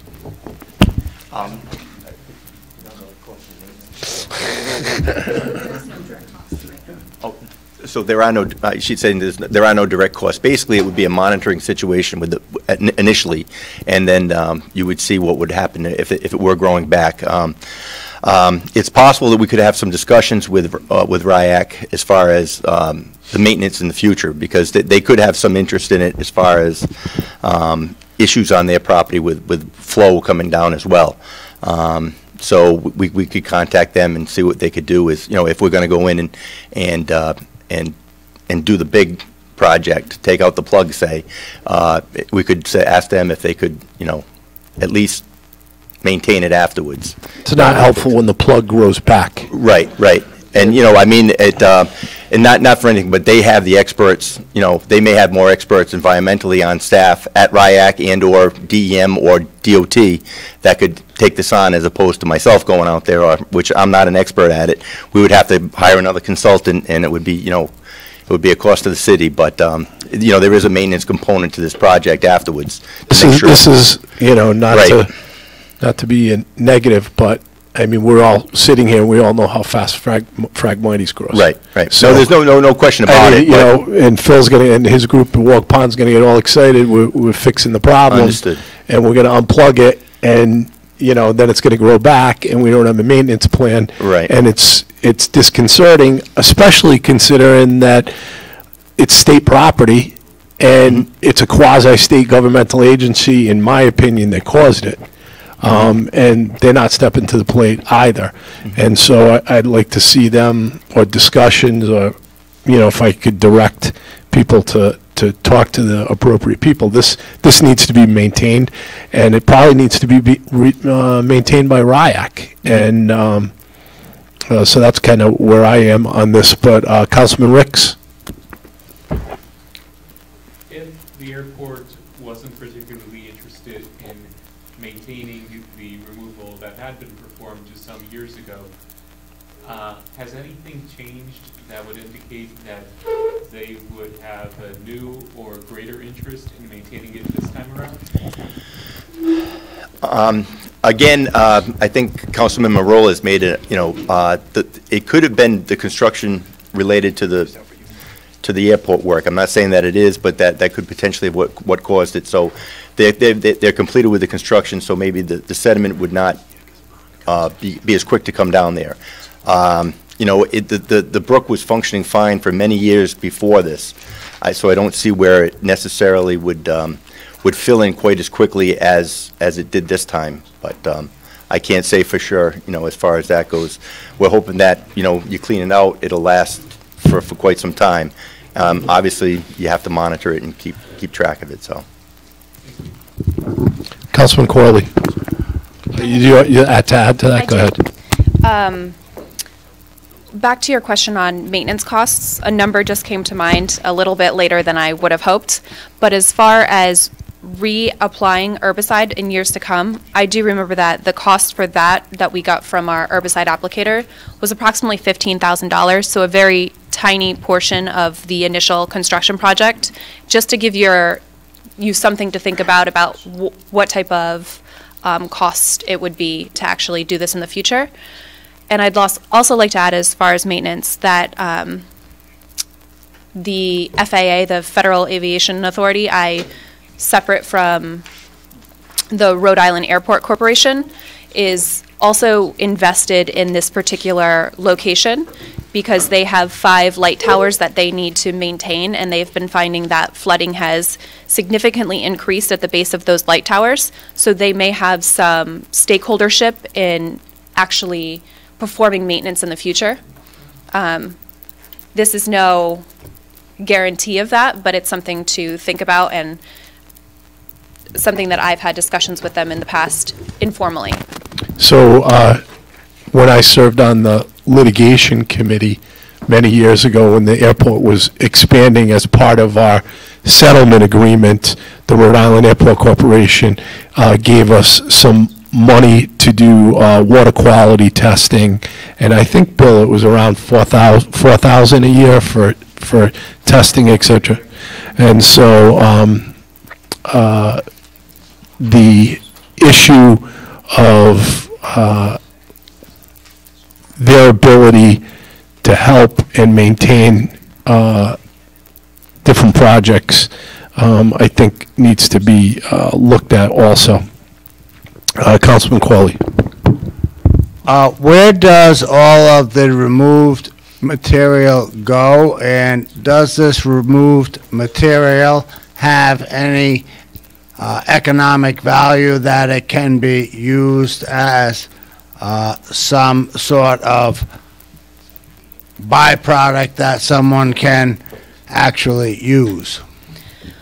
Unfortunately, there is no economic value to it because the Phragmites, the actual vegetation, won't be separated from the sediment, and the seed is within that excavated material. And were you to use this as cover anywhere else, it would spread that invasive species, and it's been found actually that you need to bury it up to or approximately 8 feet deep in order for that seed not to regerminate. So this will not be used as a productive byproduct, and proposed locations for disposing of it include landfills. We've had discussions with Johnson Landfills based on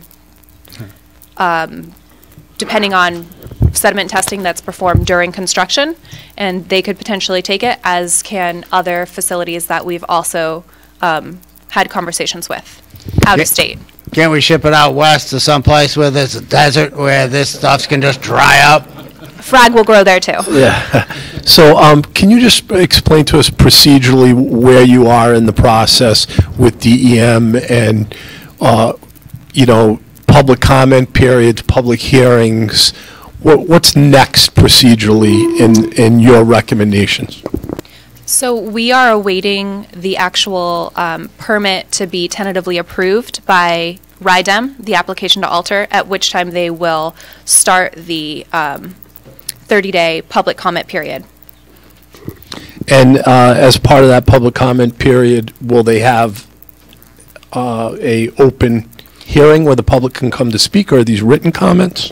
These are written comments, and if RIDEM Office of Water Resources finds that there are any significant comments, and there are the definition of significant is outlined in the wetlands regulations, then a public hearing will be held. But initially, these are written comments. And that's the administrative process where these issues will be approved or not approved, correct? Correct. Okay. All right, is there any, and thank you for your presentation. Are there any other questions from members of the council? Yes. Thank you, Mr. President. So from looking at what I saw, if everything works out, because you had some pretty solid dates right there, like I think August 12th was one of the dates where you expect to get DEM, is it? DEM is April 1st. Okay, so you had one that said possibly get the contract or the authority to give to the construction.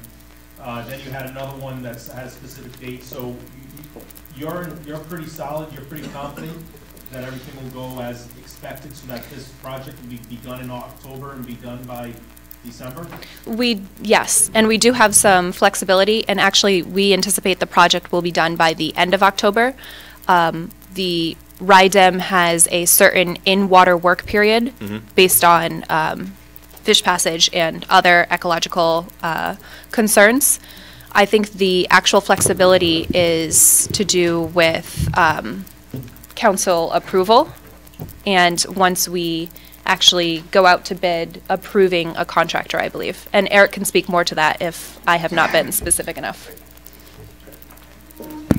As you're aware, the construction project will come before the council again. At that point, we'll have solid numbers from contractors, and we'll make a recommendation based on the contract's responses to the proposal. Yeah. Request for proposal. So at that point, this will come before the council again, and you'll have another shot at. So I'd like to hear from Ms. Is it Tice? Thank you. I'd like to hear from Ms. Tice once more. You said that this would also be vital to save the fish and the wildlife and the natural preserve of the lake, the pond. I apologize, the pond. Yes, like I said, the significant portion of my career has been on fish passage, so that's what got me involved with this project to begin with. We've reviewed a number of past studies to do with the herring run, and historically the numbers have been significant in Bucky Brook, but we have evidence from multiple sources that it is significantly decreased. What this project will do, in addition to removing frag, which is basically null, void for habitat for any sort of species that we want in Bucky Brook, it will also increase water depths and maintain basically good velocities, and these are the type of criteria that we aim to meet for fish passage. And so based on our H&H hydraulic and hydrologic modeling, we can meet those criteria by removing this Phragmites. And just if we were to fast forward a little, going on the history of, let's say, Save the Bay, and going on the history of the whole purpose, one of the big purpose was to save the wildlife, save the fish species. Would you say if we don't address this, and I understand, I'm going to kind of use on your expertise you said, would it be considered like a fish kill? Besides the flooding, would it be considered a fish kill? There will be no migration within Bucky Brook. Right now, we're seeing minimal numbers. There's actually a fish count station on Warwick Avenue, I believe, and those numbers have been significantly decreasing each year. I go out there during the fish passage season, and I haven't seen any fish. Okay. So it could be eliminated potentially from going upstream of this point. Okay. Thank you very much. My point for asking that, Mr. President, is very simply, this is a state pond, and I know that the state takes a lot of pride and puts a lot of funding into making sure our resources survive.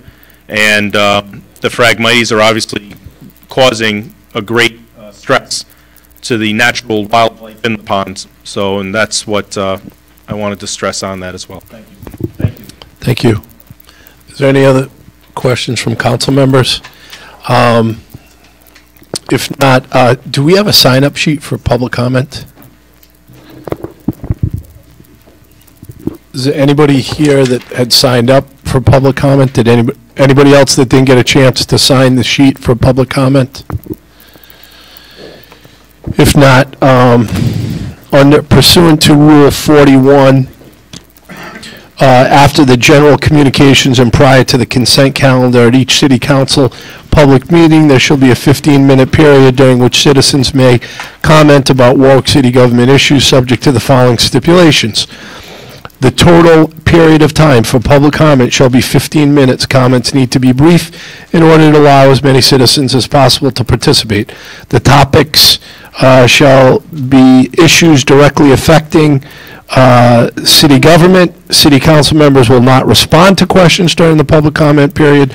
The public comment session will terminate at the end, expiration of 15 minutes. Waiver of this provision requires unanimous consent. There's only one person that signed up, Mr. Two? Oh, I'm sorry, and Phil, yes. So there's there's two members of the public that signed up for public comment, 7.5 minutes apiece. First member of the public to speak is Mr. Zarum. If you could come to the podium, and it's, if the clerk could time that, 7 minutes, 30 seconds for each individual. Yes, if you could introduce yourself. I just want to make sure. I thought I was number 2. What's that? I thought I was number 2 on there, no? No. Okay. Yep. You have signed up number 1, first on the list. Joanne signed me up.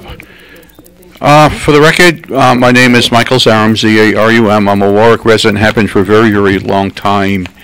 And tonight, I want to make it clear for the record that I'm not commenting as a resident. I am commenting as president of the Bucky Brook Coalition. And for those of you that are not familiar with the Bucky Brook Coalition, we are a state-designated watershed council. We have been vetted by the state of Rhode Island, the Rivets Council, with the purpose of what's under Title 46, Waters Navigation, Section 4628.8, which governs local watershed councils. Their purpose, the intent under state law, which, to state it simply, is to be able to address watershed matters in the Bucky Brook watershed. We're approved as the one and only official watershed council to do that. And to get vetted is based on a long-time history of over 15 years of advocating for that watershed. And President Marola also knows that it was me that proposed a lot of the strategy to get over the $100 million of mitigation that we got from the FAA and the Rhode Island Airport Corporation. We basically got every goal that we sought out to do. Our focus has kind of changed from the non-compliance with the nifties-rifties stuff, because that's all in compliance right now. There are new things that are going to be coming out, but we've shifted our focus to focus on water quality and issues like this.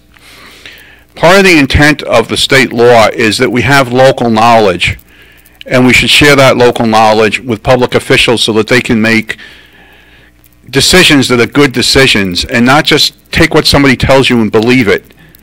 And with that, I just want to mention, for example, during the environmental impact statement, we were at a public meeting in Cranston where the FAA was saying, oh, we've never evaluated how much airport noise impacts home value. And I went up to the microphone, I said, can you read this report? And he said, how'd you get that report? I said, it's the report you did on home value and noise. So I hope that the city council will listen to people who have a state mission to be advocates and share information. Part of the information is from people that we have who live in the watershed, whether it's Paul Earnshaw. Paul, can you come up here? Paul Earnshaw, who's the person who discovered these Phragmites in September of 2015 and called me on his phone. In September 2015, Paul was out there kayaking from Warwick Pond into Bucky Brook. He called me, he said, Mike, the Phragmites have gone all the way across. I can't go any further. What do we do? I said, we got a problem. We started mapping out GIS points, putting them on maps. We went down to the Environmental Data Center and worked with professors down there, And then we asked DEM to start doing the same thing, and they did. We also asked DEM Fish and Wildlife to go out there in the spring of 2016 to do an assessment of whether the fish would get through or not. And I think there's a lot of misunderstanding about this process and what the city's getting into. And I don't want to belabor it, but back when Mr. Lattiser held the Finance Committee in April 2018 to approve some of the money, I asked him to do legal due diligence on whether the city should be involved in this and assess what the legal and financial risks are before the city steps up to do what really the state of Rhode Island should be doing here. Any expert I have spoken to on this believes that really it's the state of Rhode Island is the one that owns the land that's in there. It's not RIAC. RIAC is simply an airport operator. It's not the Department of Transportation. And looking through real estate stuff the other day, I finally realized why so many people think it's DOT. It's because before Bruce Sunland got involved with the airport, there used to be what was called the Aeronautics Commission that was under the Department of Transportation. That then changed into the Division of Aeronautics. And then it was taken out from the Department of Transportation. And I also went back, Mr. Marolo mentioned the stuff that we did with all the legal stuff before with the airport. I actually went back and looked at the record in the circuit court in Washington and who was listed as the landowner. And it wasn't DOT. It was, as I stated at Mr. Lattiser's committee in April of last year. And now I'm concerned is where is this whole thing going? And to do a reality check tonight, there's a lot of people out there that see the problems, Mr. Gacole included. He should not have to deal with elevated water levels in his property, even though it's in a FEMA flood zone. And now I'm hearing figures of it's going to relieve it a foot. And from what I'm seeing, one of the first calls I got on this was from Jay Brolin, the airport's environmental manager. Back toward the end of, that was 2015, Mike, do you think the water level's high? And I said, I'm not going to eyeball it. Get your survey instruments and go out and measure it and compare it to sea level, because that's how to do it. And I asked them to put in the staff gauges, and they did. And I asked Dave Ficozzi to shoot grades on Lake Shore Drive, and he did. And I asked Dave Ficozzi in the engineering department to elevate the road, and they did. But it's still not enough. And this problem with the Phragmites is no different than you got hair in your bathtub, but it needs to be pulled. I want to ask everybody here tonight not to make any decisions on this because it's still being reviewed by DEM and a lot of other people. DEM and saying their application is complete and they're going to open a public comment period simply means that their application, I should say the city's application, to do work, they feel that they have information to start reviewing it. They haven't started reviewing it from a wetland standpoint. Their review will be whether it impacts functions and values in the wetland. Does it further destroy functions and values? For example, for the fish run, is it going to make it worse? Well, it's already pretty bad. It's going to be hard to believe it's going to make it worse.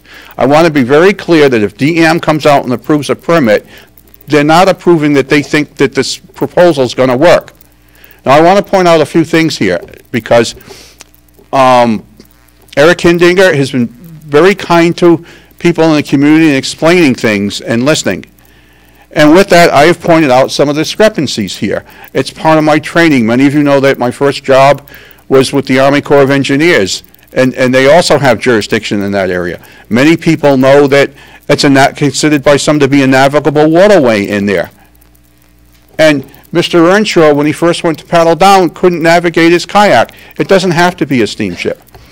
So some of the things I want to point out here, that when I've done my due diligence, what I found out, it says Bucky Brook Restoration, and I'm seeing it's more a hydrology project.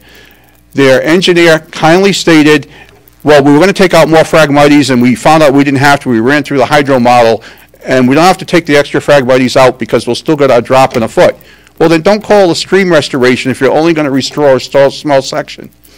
In doing due diligence the other day, I noticed that the project, the plot and lat number, didn't match what I understand the plot and lat numbers to be out there.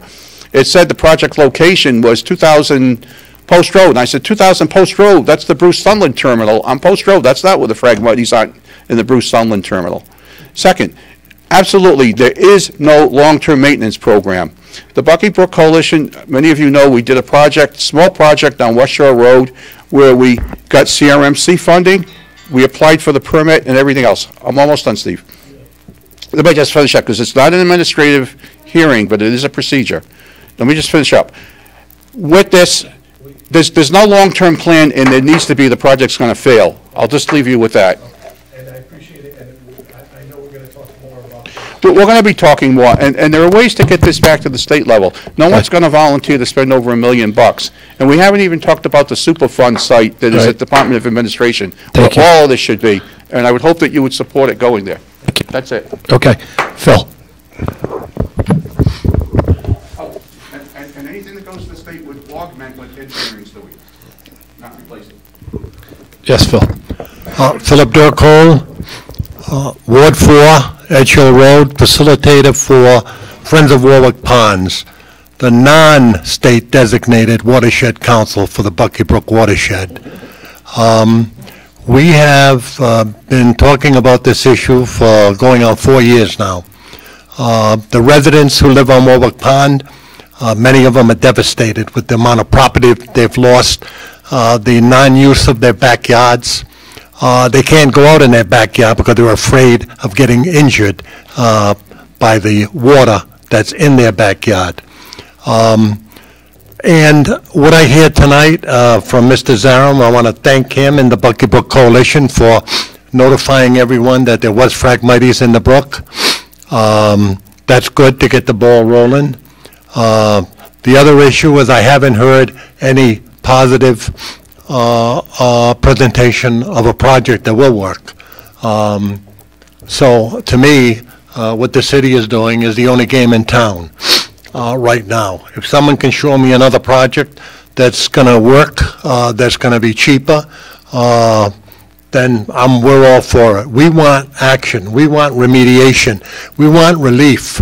And, you know, whatever that is, like I said, we're going on 4 years. December, when we sent out an email notifying everyone that there was blockage in the brook, the rising water in Warwick Pond, December of 2015. This December will be 4 years. So I think we've waited long enough. The paying for this is taxpayer money. If it comes from the grant, if it comes from the state, if it comes from the federal government, wherever it comes from, it's taxpayer money, I believe. So, you know, we are for the project. Most of the questions we had have been answered tonight by Ashley. There are still some questions that we find would be critical for us, which is the maintenance. We want to make sure that the maintenance is followed through, and I think the idea of dealing with RIAC, they've been very accommodating with us in our meetings, that we might be able to do something with the maintenance part of this, where they can allocate a certain amount of money going forward to maintain the project. And that's all I can say. We don't have many members here. I only have Bob White here, and that's it, I think. There's only 2 of us here. But we still outnumber you, okay, with only 2 of us. So we want you to do the right thing. We want you to support this project to give us some relief on Warwick Pond. And with that, thank you for your time, and we know you'll do the right thing. Thank you. Thank you. Next item on the agenda is announcement of appointments. Building Board of Appeals, Felix Carlone, Ward 5. Planning Board, Nicholas Lamoureux, Ward 9. Planning Board, Linda Pelosi, Ward 6. And Planning Board, Cynthia Garlach is Ward 7. Any of those members here? Okay. And next item on the agenda is appointments requiring confirmation, zoning board of review, and committee report appointments. Favorable action on Salvatore DeLuise to the zoning board of review. Okay, for action, Councilman, if you could move it. Yes, I move favorable action. Seconded by Councilman Howe, Councilman McAllister, Councilman Lattisaw. Is there any discussion to Salvatore's appointment to the Zoning Board of Review? Any discussion? If not, the clerk will call the roll. A yes is for approval. Yes. Mr. Corley? Yes. Mr. Howe? Yes. Mr. Lattiser? Yes. Mr. McAllister? Yes. Mr. McElroy? Yes. Mr. Ricks? Yes. Mr. Sinapi? Yes. 8 yes. Salvatore De Luis is approved for the zoning board of review. Next item on the agenda is Paul DiPetrillo. Could I have a recommendation from appointments? Yes, favorable action to Paul DiPetrillo to the Zoning Board of Review. Okay, and for, and that's, well, we haven't seconded it yet. And for action, I'll defer to Councilman Corley to move this for favorable action. I wholeheartedly move that we approve this for favorable action. Seconded by Councilman Lattiser, Councilman McAllister, Councilman Ricks, Councilman McElroy, and Councilman Howe. Is there any discussion? I know we had discussion at the Appointments Committee. Any further discussion? If not, the clerk will call the roll. A yes is for approval. Mr. Marola? Yes. Mr. Corley? Yes. Mr. Howe? Yes. Mr. Lattiser? Yes. Mr. McAllister? Yes. Mr. McElroy? Yes. Mr. Ricks? Yes. Mr. Sinapi? Yes. 8 yes. The appointment of Paul DiPetrillo to the Zoning Board of Review stands approved. Next item on the agenda is the consent calendar. Could I have a recommendation from Finance? Finance Committee recommends favorable action. For action, Councilman Lattiser. Move favorable action on PCR 3119. Councilman McAllister, Councilman Howe. Go ahead, Councilman Lattiser. Item 2019-210, favor, State of Rhode Island Telecommunication Services, favorable action. 2019-226, City of Warwick District Gasoline, favorable action. 2019-230, Police Pre-Employment Medical Exams, favorable action. 2019-231, Mobile Self-Contained Food Concessions, favorable action. 2019-235, Design, Print, and Mail Confidence Report, favorable action. 2019-237 has become PCR 3319. 2019-238, Radiator Manufacturer, favorable action. 2019-240, Analytical Testing, favorable action. 2019-254, Internet Evidence Finder Software, favorable action. Thank you. I don't. Yeah, that's it for the. Yeah, and there's one item pulled off the consent calendar. Is there any questions on the consent calendar from council members? I know we had questions at the Finance Committee. Any questions from council members? If not, a yes is to approve the consent calendar. The clerk will call the roll. Mr. Marola? Yes. Mr. Corley? Yes. Mr. Howe? Yes. Mr. Lattiser? Yes. Mr. McAllister? Yes. Mr. McElroy? Yes. Mr. Ricks? Yes. Mr. Sinapi? Yes. 8 yes.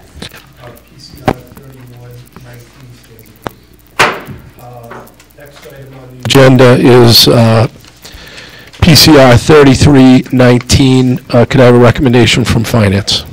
The Finance Committee recommends favorable action with an amendment. For action, Councilman Lattiser. A favorable action on the amendment. Well, you move 3319 first, and we'll Move get a second. 3319, favorable action. Okay, and seconded by Councilman McAllister, Councilman Howe. Councilman Lattiser, you want to an amendment? The amendment was to change the code to 2010. This is the budget code 2010-001, to change it to 001. Councilman Lattiser moves an amendment, seconded by Councilman McAllister. Councilman Howe, I think you just described the amendment, just changing what line item in the budget it's coming from. Just a simple Okay. budget code change, correct. Okay, and that's the amendment. Is there any questions on the amendment? A yes is for approval. The clerk will call the roll on the amendment. Mr. Marola? Yes. Mr. Corley? Yes. Mr. Howe? Yes. Mr. Lattiser? Yes. Mr. McAllister? Yes. Mr. McElroy? Yes. Mr. Ricks? Yes. Mr. Sinapi? Yes. 8 yes. The amendment to PCR 3319 stands approved. Councilman Lattiser, if you could move it as amended. Move favorable action on PCR 3319 as amended. Seconded by Councilman McAllister. Councilman Howe. Any discussion on 3319 as amended? Any discussion? If not, clerk will call the roll. A yes is for approval. Mr. Marola? Yes. Mr. Corley? Yes. Mr. Howe? Howe? Yes. Mr. Lattiser? Yes. Mr. McAllister? Yes. Mr. McElroy? Yes. Mr. Ricks? Yes. Mr. Sinapi? Yes. 8 yes. 33, PCR 3319 as amended stands approved. Referred business, we've already voted on, that's PCO 2418. And under referred business number 2, PCO 1-19, we've already voted on. So we'll go to unfinished business. PCO 2118, an ordinance to amend section 4-3, keeping and feeding of wildlife, committee report ordinance. For action, Councilman Ricks. Move for favorable action. Seconded by Councilman Howe, Councilman McAllister. Go ahead, Councilman Ricks. You going to move an amendment, or? We move an amendment as read into the record by the council solicitor earlier this evening. Okay. I will have a second on the amendment. Councilman Sinapi, Councilman McAllister. Councilman Howe, did you want to read that into the record? And then we could vote on the amendment. PCO 21-18, Sub A. This amendment is proposed by Councilman Ricks and Sinapi. It is an amendment to Chapter 4, Article 1 of the Code of Ordinances of the City of Warwick is hereby amended as follows. In Section B, after the word prohibited, we are inserting the language "and punishable utilizing provisions of Section 1-4 in the Code of Ordinances." We are adding a new Section C that states as follows. Except as otherwise prohibited in this section, no person shall cause or allow to be left or stored outside of an occupied dwelling any refuse, garbage, food product, pet food, forage product, or supplement, salt, seed or bird seed, fruit, grain, in a manner that would constitute an attractant to any wild animal. We're adding a new Section D that reads as follows. Notwithstanding the above, feeding of squirrels and birds of the order Passeriformes, i.e. perching birds, including but not limited to songbirds, but not including carnivorous birds or waterfowl, shall be permitted exclusively from elevated bird/squirrel feeders, providing seed, grain, fruit, worms, or suet for birds or squirrels located within 100 feet of an occupied dwelling during such times and in such quantities that 1. Such feeding does not create an unreasonable disturbance or nuisance that affects the rights of surrounding property owners, or 2, is not an attractant for rats, skunks, foxes, weasels, or coyotes. Feeding of the birds of the family Trachelidae, i.e. hummingbirds, shall be permitted exclusively from elevated bird feeders, providing food for suitable for such birds. We're adding a new Section E that reads as follows. Notwithstanding the above, feed that is deposited by natural vegetation or found solely as a result of normal agricultural or gardening practices is not a violation of this section. Adding a new Section F that reads as follows. Any person violating any provision of subsection C of Section 4-13 shall be subject to a warning for a first violation within a 1-year period. A second violation within a 1-year period shall be punishable by a fine up to $250. Third and subsequent violations within a 1-year period shall be punishable by a fine of not less than $50 nor more than $500. Any such violation shall be considered a civil offense as opposed to a criminal offense. Thank you. The amendment's been moved, read into the record, and seconded.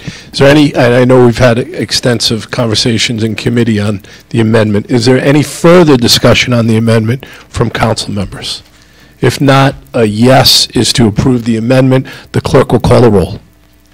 Mr. Marola? Yes. Mr. Corley? Yes. Mr. Howe? Yes. Mr. Lattiser? Yes. Mr. McAllister? Yes. Mr. McElroy? Yes. Mr. Ricks? Yes. Mr. Sinapi? Yes. 8 yes. The amendment to PCO 2118 stands passed. Councilman Ricks, if you could move PCO 2118 as amended. Move as amended. Seconded by Councilman McAllister. Is there any discussion, and Councilman Howe, is there any discussion on PCO 2118 as amended? If not, a yes is to approve. The clerk will call the roll. Mr. Marola? Yes. Mr. Corley? Yes. Mr. Howe? Yes. Mr. Lattiser? Yes. Mr. McAllister? Yes. Mr. Ricks? Yes. Mr. McElroy? Yes. Mr. Sinapi? Yes. 8 yes. PCO 21-18 stands approved. Next item on the agenda is PCO 2-19 ordinance in regards to rescue fees. Committee report, Finance. Committee recommends favorable action. For action, Councilman Lattiser. Move favorable action on PCO 2-19. Seconded by Councilman McAllister. Councilman Howe. Go ahead, Councilman. Thank you, Mr. President. We had extensive discussion and dialogue on this in the committee. Essentially, what we're doing here is we're simply raising the rescue fees that we charge out of city residents. So none of the residents in the city of Warwick will be impacted or have been impacted by any of these fees, either in the past or going forward. We're simply updating a fee schedule that has not been visited in a very long time. When this issue was brought to the attention of Mayor Solomon by myself, thanks to one of our constituents, he immediately supported this and asked that I docket this on his behalf. Thank you. Is there any further discussion on the rescue fees? If not, the clerk will call the roll. Mr. Marola? Yes. Mr. Corley? Yes. Mr. Howe? Yes. Mr. Lattiser? Yes. Mr. McAllister? Yes. Mr. McElroy? Yes. Mr. Ricks? Yes. Mr. Sinapi? Yes. Yes. PCO 2-19 stands passed on first passage. Next item on the agenda is PCO 4-19, an ordinance prohibiting traffic from Evergreen from turning westbound on Pavilion. Committee report, ordinance. Favorable action. For action, Councilman Howe. Move for favorable action. Seconded by Councilman McAllister. I know we discussed this in committee also, and the members of the public were here. Councilman Howe, do you have anything further to add? No, sir. Okay. Any other council members wish to discuss this? If not, a yes is for approval of the ordinance prohibiting traffic from Evergreen from turning westbound on Pavilion, and a yes is for favorable action. The clerk will call the roll. Mr. Marola? Yes. Mr. Corley? Yes. Mr. Howe? Yes. Mr. Lattiser? Yes. Mr. McAllister? Yes. Mr. McElroy? Yes. Mr. Ricks? Yes. Mr. Sinapi? Yes. 8 yes. PCO 4-19 stands approved for first passage. Next item on the agenda is PCR 94-17, bid number 2017-147, State of Rhode Island Telecommunications Services Installation and Parts Committee report, Finance. Hold March 18th. Hold till March 18th. Next item on the agenda is PCR 14817, bid number 2018-143, installation of sprinklers at the Cooper Building Drill Hall. Committee report, Finance. Hold March 18th. Held till March 18th. Next item on the agenda is PCR 16517, sale of former Christopher Rhodes Elementary School property. Committee report, Public Properties. Favorable action. For action, Councilman Ricks. Move for favorable action. Councilman Ricks moves for favorable action, seconded by Councilman McAllister, Councilman Lattiser, Councilman Howe, Councilman Corley, Councilman McElroy. Is there any discussion? I know we've had a lot of discussion on this in committee, also on the sale of Christopher Rhodes. Any further discussion on this? If not, a yes is for approval. The clerk will call the roll. Mr. Marola? Yes. Mr. Corley? Yes. Mr. Howe? Yes. Mr. Lattiser? Yes. Mr. McAllister? Yes. Mr. McElroy? Yes. Mr. Ricks? Yes. Mr. Sinapi? PCR 16517 stands passed. Next item on the agenda is PCR 2119, a resolution relative to Education Outreach Committee. It's not drafted. Committee report, Health, Education, and Welfare. Hold till March 18th. Held till March 18th. Next item on the agenda is PCR 2219, a resolution in regards to the installation of a stop sign on Chatworth Avenue, westbound heading to Lister Street. Committee report, Public Safety. Committee reports favorable action. For action, Councilman Sinapi. Move for favorable action. Seconded by Councilman Lattiser, Councilman McAllister. Again, this was discussed in committee also. Councilman Sinapi, do you have anything to add? Nothing further. Any other council members have any questions on this? Okay, a yes is to approve the resolution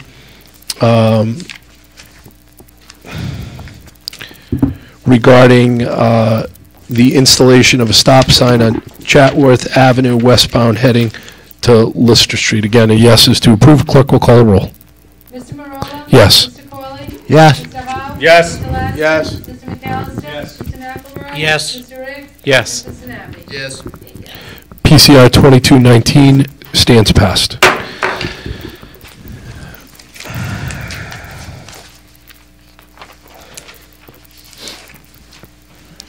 We're on to item number 9, PCR 2319, a resolution requesting the State Rhode Island DOT to re-examine Greenwich Avenue traffic pattern near Crown Plaza. Committee report, intergovernmental. Recommend favorable action. For action, Councilman Sinapi. Move for favorable action. Councilman Sinapi moves for favorable action, seconded by Councilman Lattisaw, Councilman McAllister, Councilman Corley. Again, this was extensive conversation in committee. Anything else, this Councilman Sinapi? Nothing further. Okay, anything from council members, any questions? If not, a yes is to approve, and the clerk will call the roll. Mr. Marola? Yes. Mr. Corley? Yes. Mr. Howe? Yes. Mr. Ladison? Yes. Mr. McAllister? Yes. Mr. McElroy? Yes. Mr. Ricks? Yes. Mr. Sinapi? Yes. Yes. PCR 2319 stands passed. Next item on the agenda is PCR 2419, a resolution to Rhode Island DOT requesting a traffic study for Greenwich Avenue, Route 5, in the vicinity of the Greenwich Village Apartments. Committee report, intergovernmental. Recommend favorable action. For action, Councilman Sinapi. Move for favorable action. Councilman Sinapi moves for favorable action, seconded by Councilman McAllister. Is there any further discussion on this? This is a yes. Any further discussion? Yes. Just one thing, Mr. Council President, just an amendment to add the word state where it was omitted. Okay. So, Road, sorry. To add the word road. On line 21, following the word state, insert road. so you're moving that as amended. Do I have a second on the amendment? Councilman McAllister and Councilman Howe. Any discussion on the amendment? If not, a yes is to approve the amendment, and the clerk will call the roll. Mr. Marola? Yes. Mr. Corley? Yes. Mr. Howe? Yes. Mr. Ladison? Yes. Mr. McAllister? Yes. Mr. McElroy? Yes. Mr. Ricks? Yes. Mr. Sinapi? Yes. The amendment stands passed. Councilman Sinapi, if you can move favorable action as amended on PCR 2419. So moved. Second by Councilman McAllister. Any discussion? Any discussion? If not, the clerk will call the roll on PCR 2419. A yes is to approve. Mr. Marola? Yes. Mr. Corley? Yes. Mr. Howe? Yes. Yes. Mr. Ladison? Mr. McAllister? Mr. McElroy? Yes. Mr. Ricks? Yes. Mr. Sinapi? Yes. Okay, PCR 2419 as amended, a resolution requesting a traffic study from RIDOT for Greenwich Avenue is approved. Next item on the agenda is PCR 2519, a resolution in regards to an easement on Knight Street. Committee report, public properties. Recommend favorable action. For action, Councilman Sinapi. Move for favorable action. Second. Seconded by Councilman Lattisaw. Any discussion on this? Any discussion? If not, the clerk will call the roll on PCR 2519, a resolution in regards to an easement on Knight Street. Mr. Marola? Yes. Mr. Corley? Yes. Mr. Howe? Yes. Mr. Ladison? Mr. McAllister? Mr. McElroy? Yes. Mr. Ricks? Yes. Mr. Sinapi? Yes. PCR 2519 stands passed. Next item on the agenda is PCR 2119, a resolution to the Rhode Island State Traffic Commission and the State DOT requesting a no left turn traffic sign on Airport Road at the intersection of Evergreen Avenue. Committee report, public safety. Hold till March 4th at the request of the sponsor. Held till March 4th. Next item on the agenda is PCR 30-19, resolution relative to installing a no left turn sign on Evergreen Avenue at the intersection of Airport Road. Committee report, public safety. Hold till March 4th at the request of the sponsor. Hold till March 4th. Next item on the agenda is PCR 3219, a resolution relative to placing a stop signs on Evergreen Avenue at the intersection of Pavilion Avenue. Committee report, public safety. Hold till March 4th at the request of the sponsor. Held till March 4th. We have one announcement for referral and advertising, that's PCO 619, an ordinance amending the zoning ordinance of the City of Warwick, Great Point Group, LLC.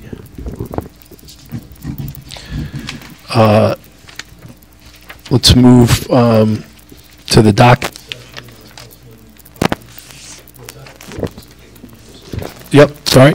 Is there anything for unanimous consent from Ward 1? No. Anything from Ward 2? Pass. Ward 3? Pass. Ward 4? Pass. Ward 5? Ward 7? Pass. Ward 8? Pass. Ward 9? Passes. And Councilman Lattiser, if you could move us to the docket section. Make a motion, move to docket session. Seconded by Councilman McAllister. All those in favor? Aye. All those opposed?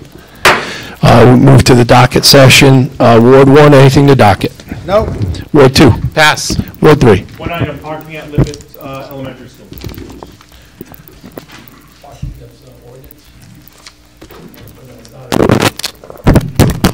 It's a resolution regarding parking, public safety. We'll put that in public safety. Thank you. Ward 4? Pass. Ward Yes, Mr. President, I have a resolution. The title is going to be school bonds.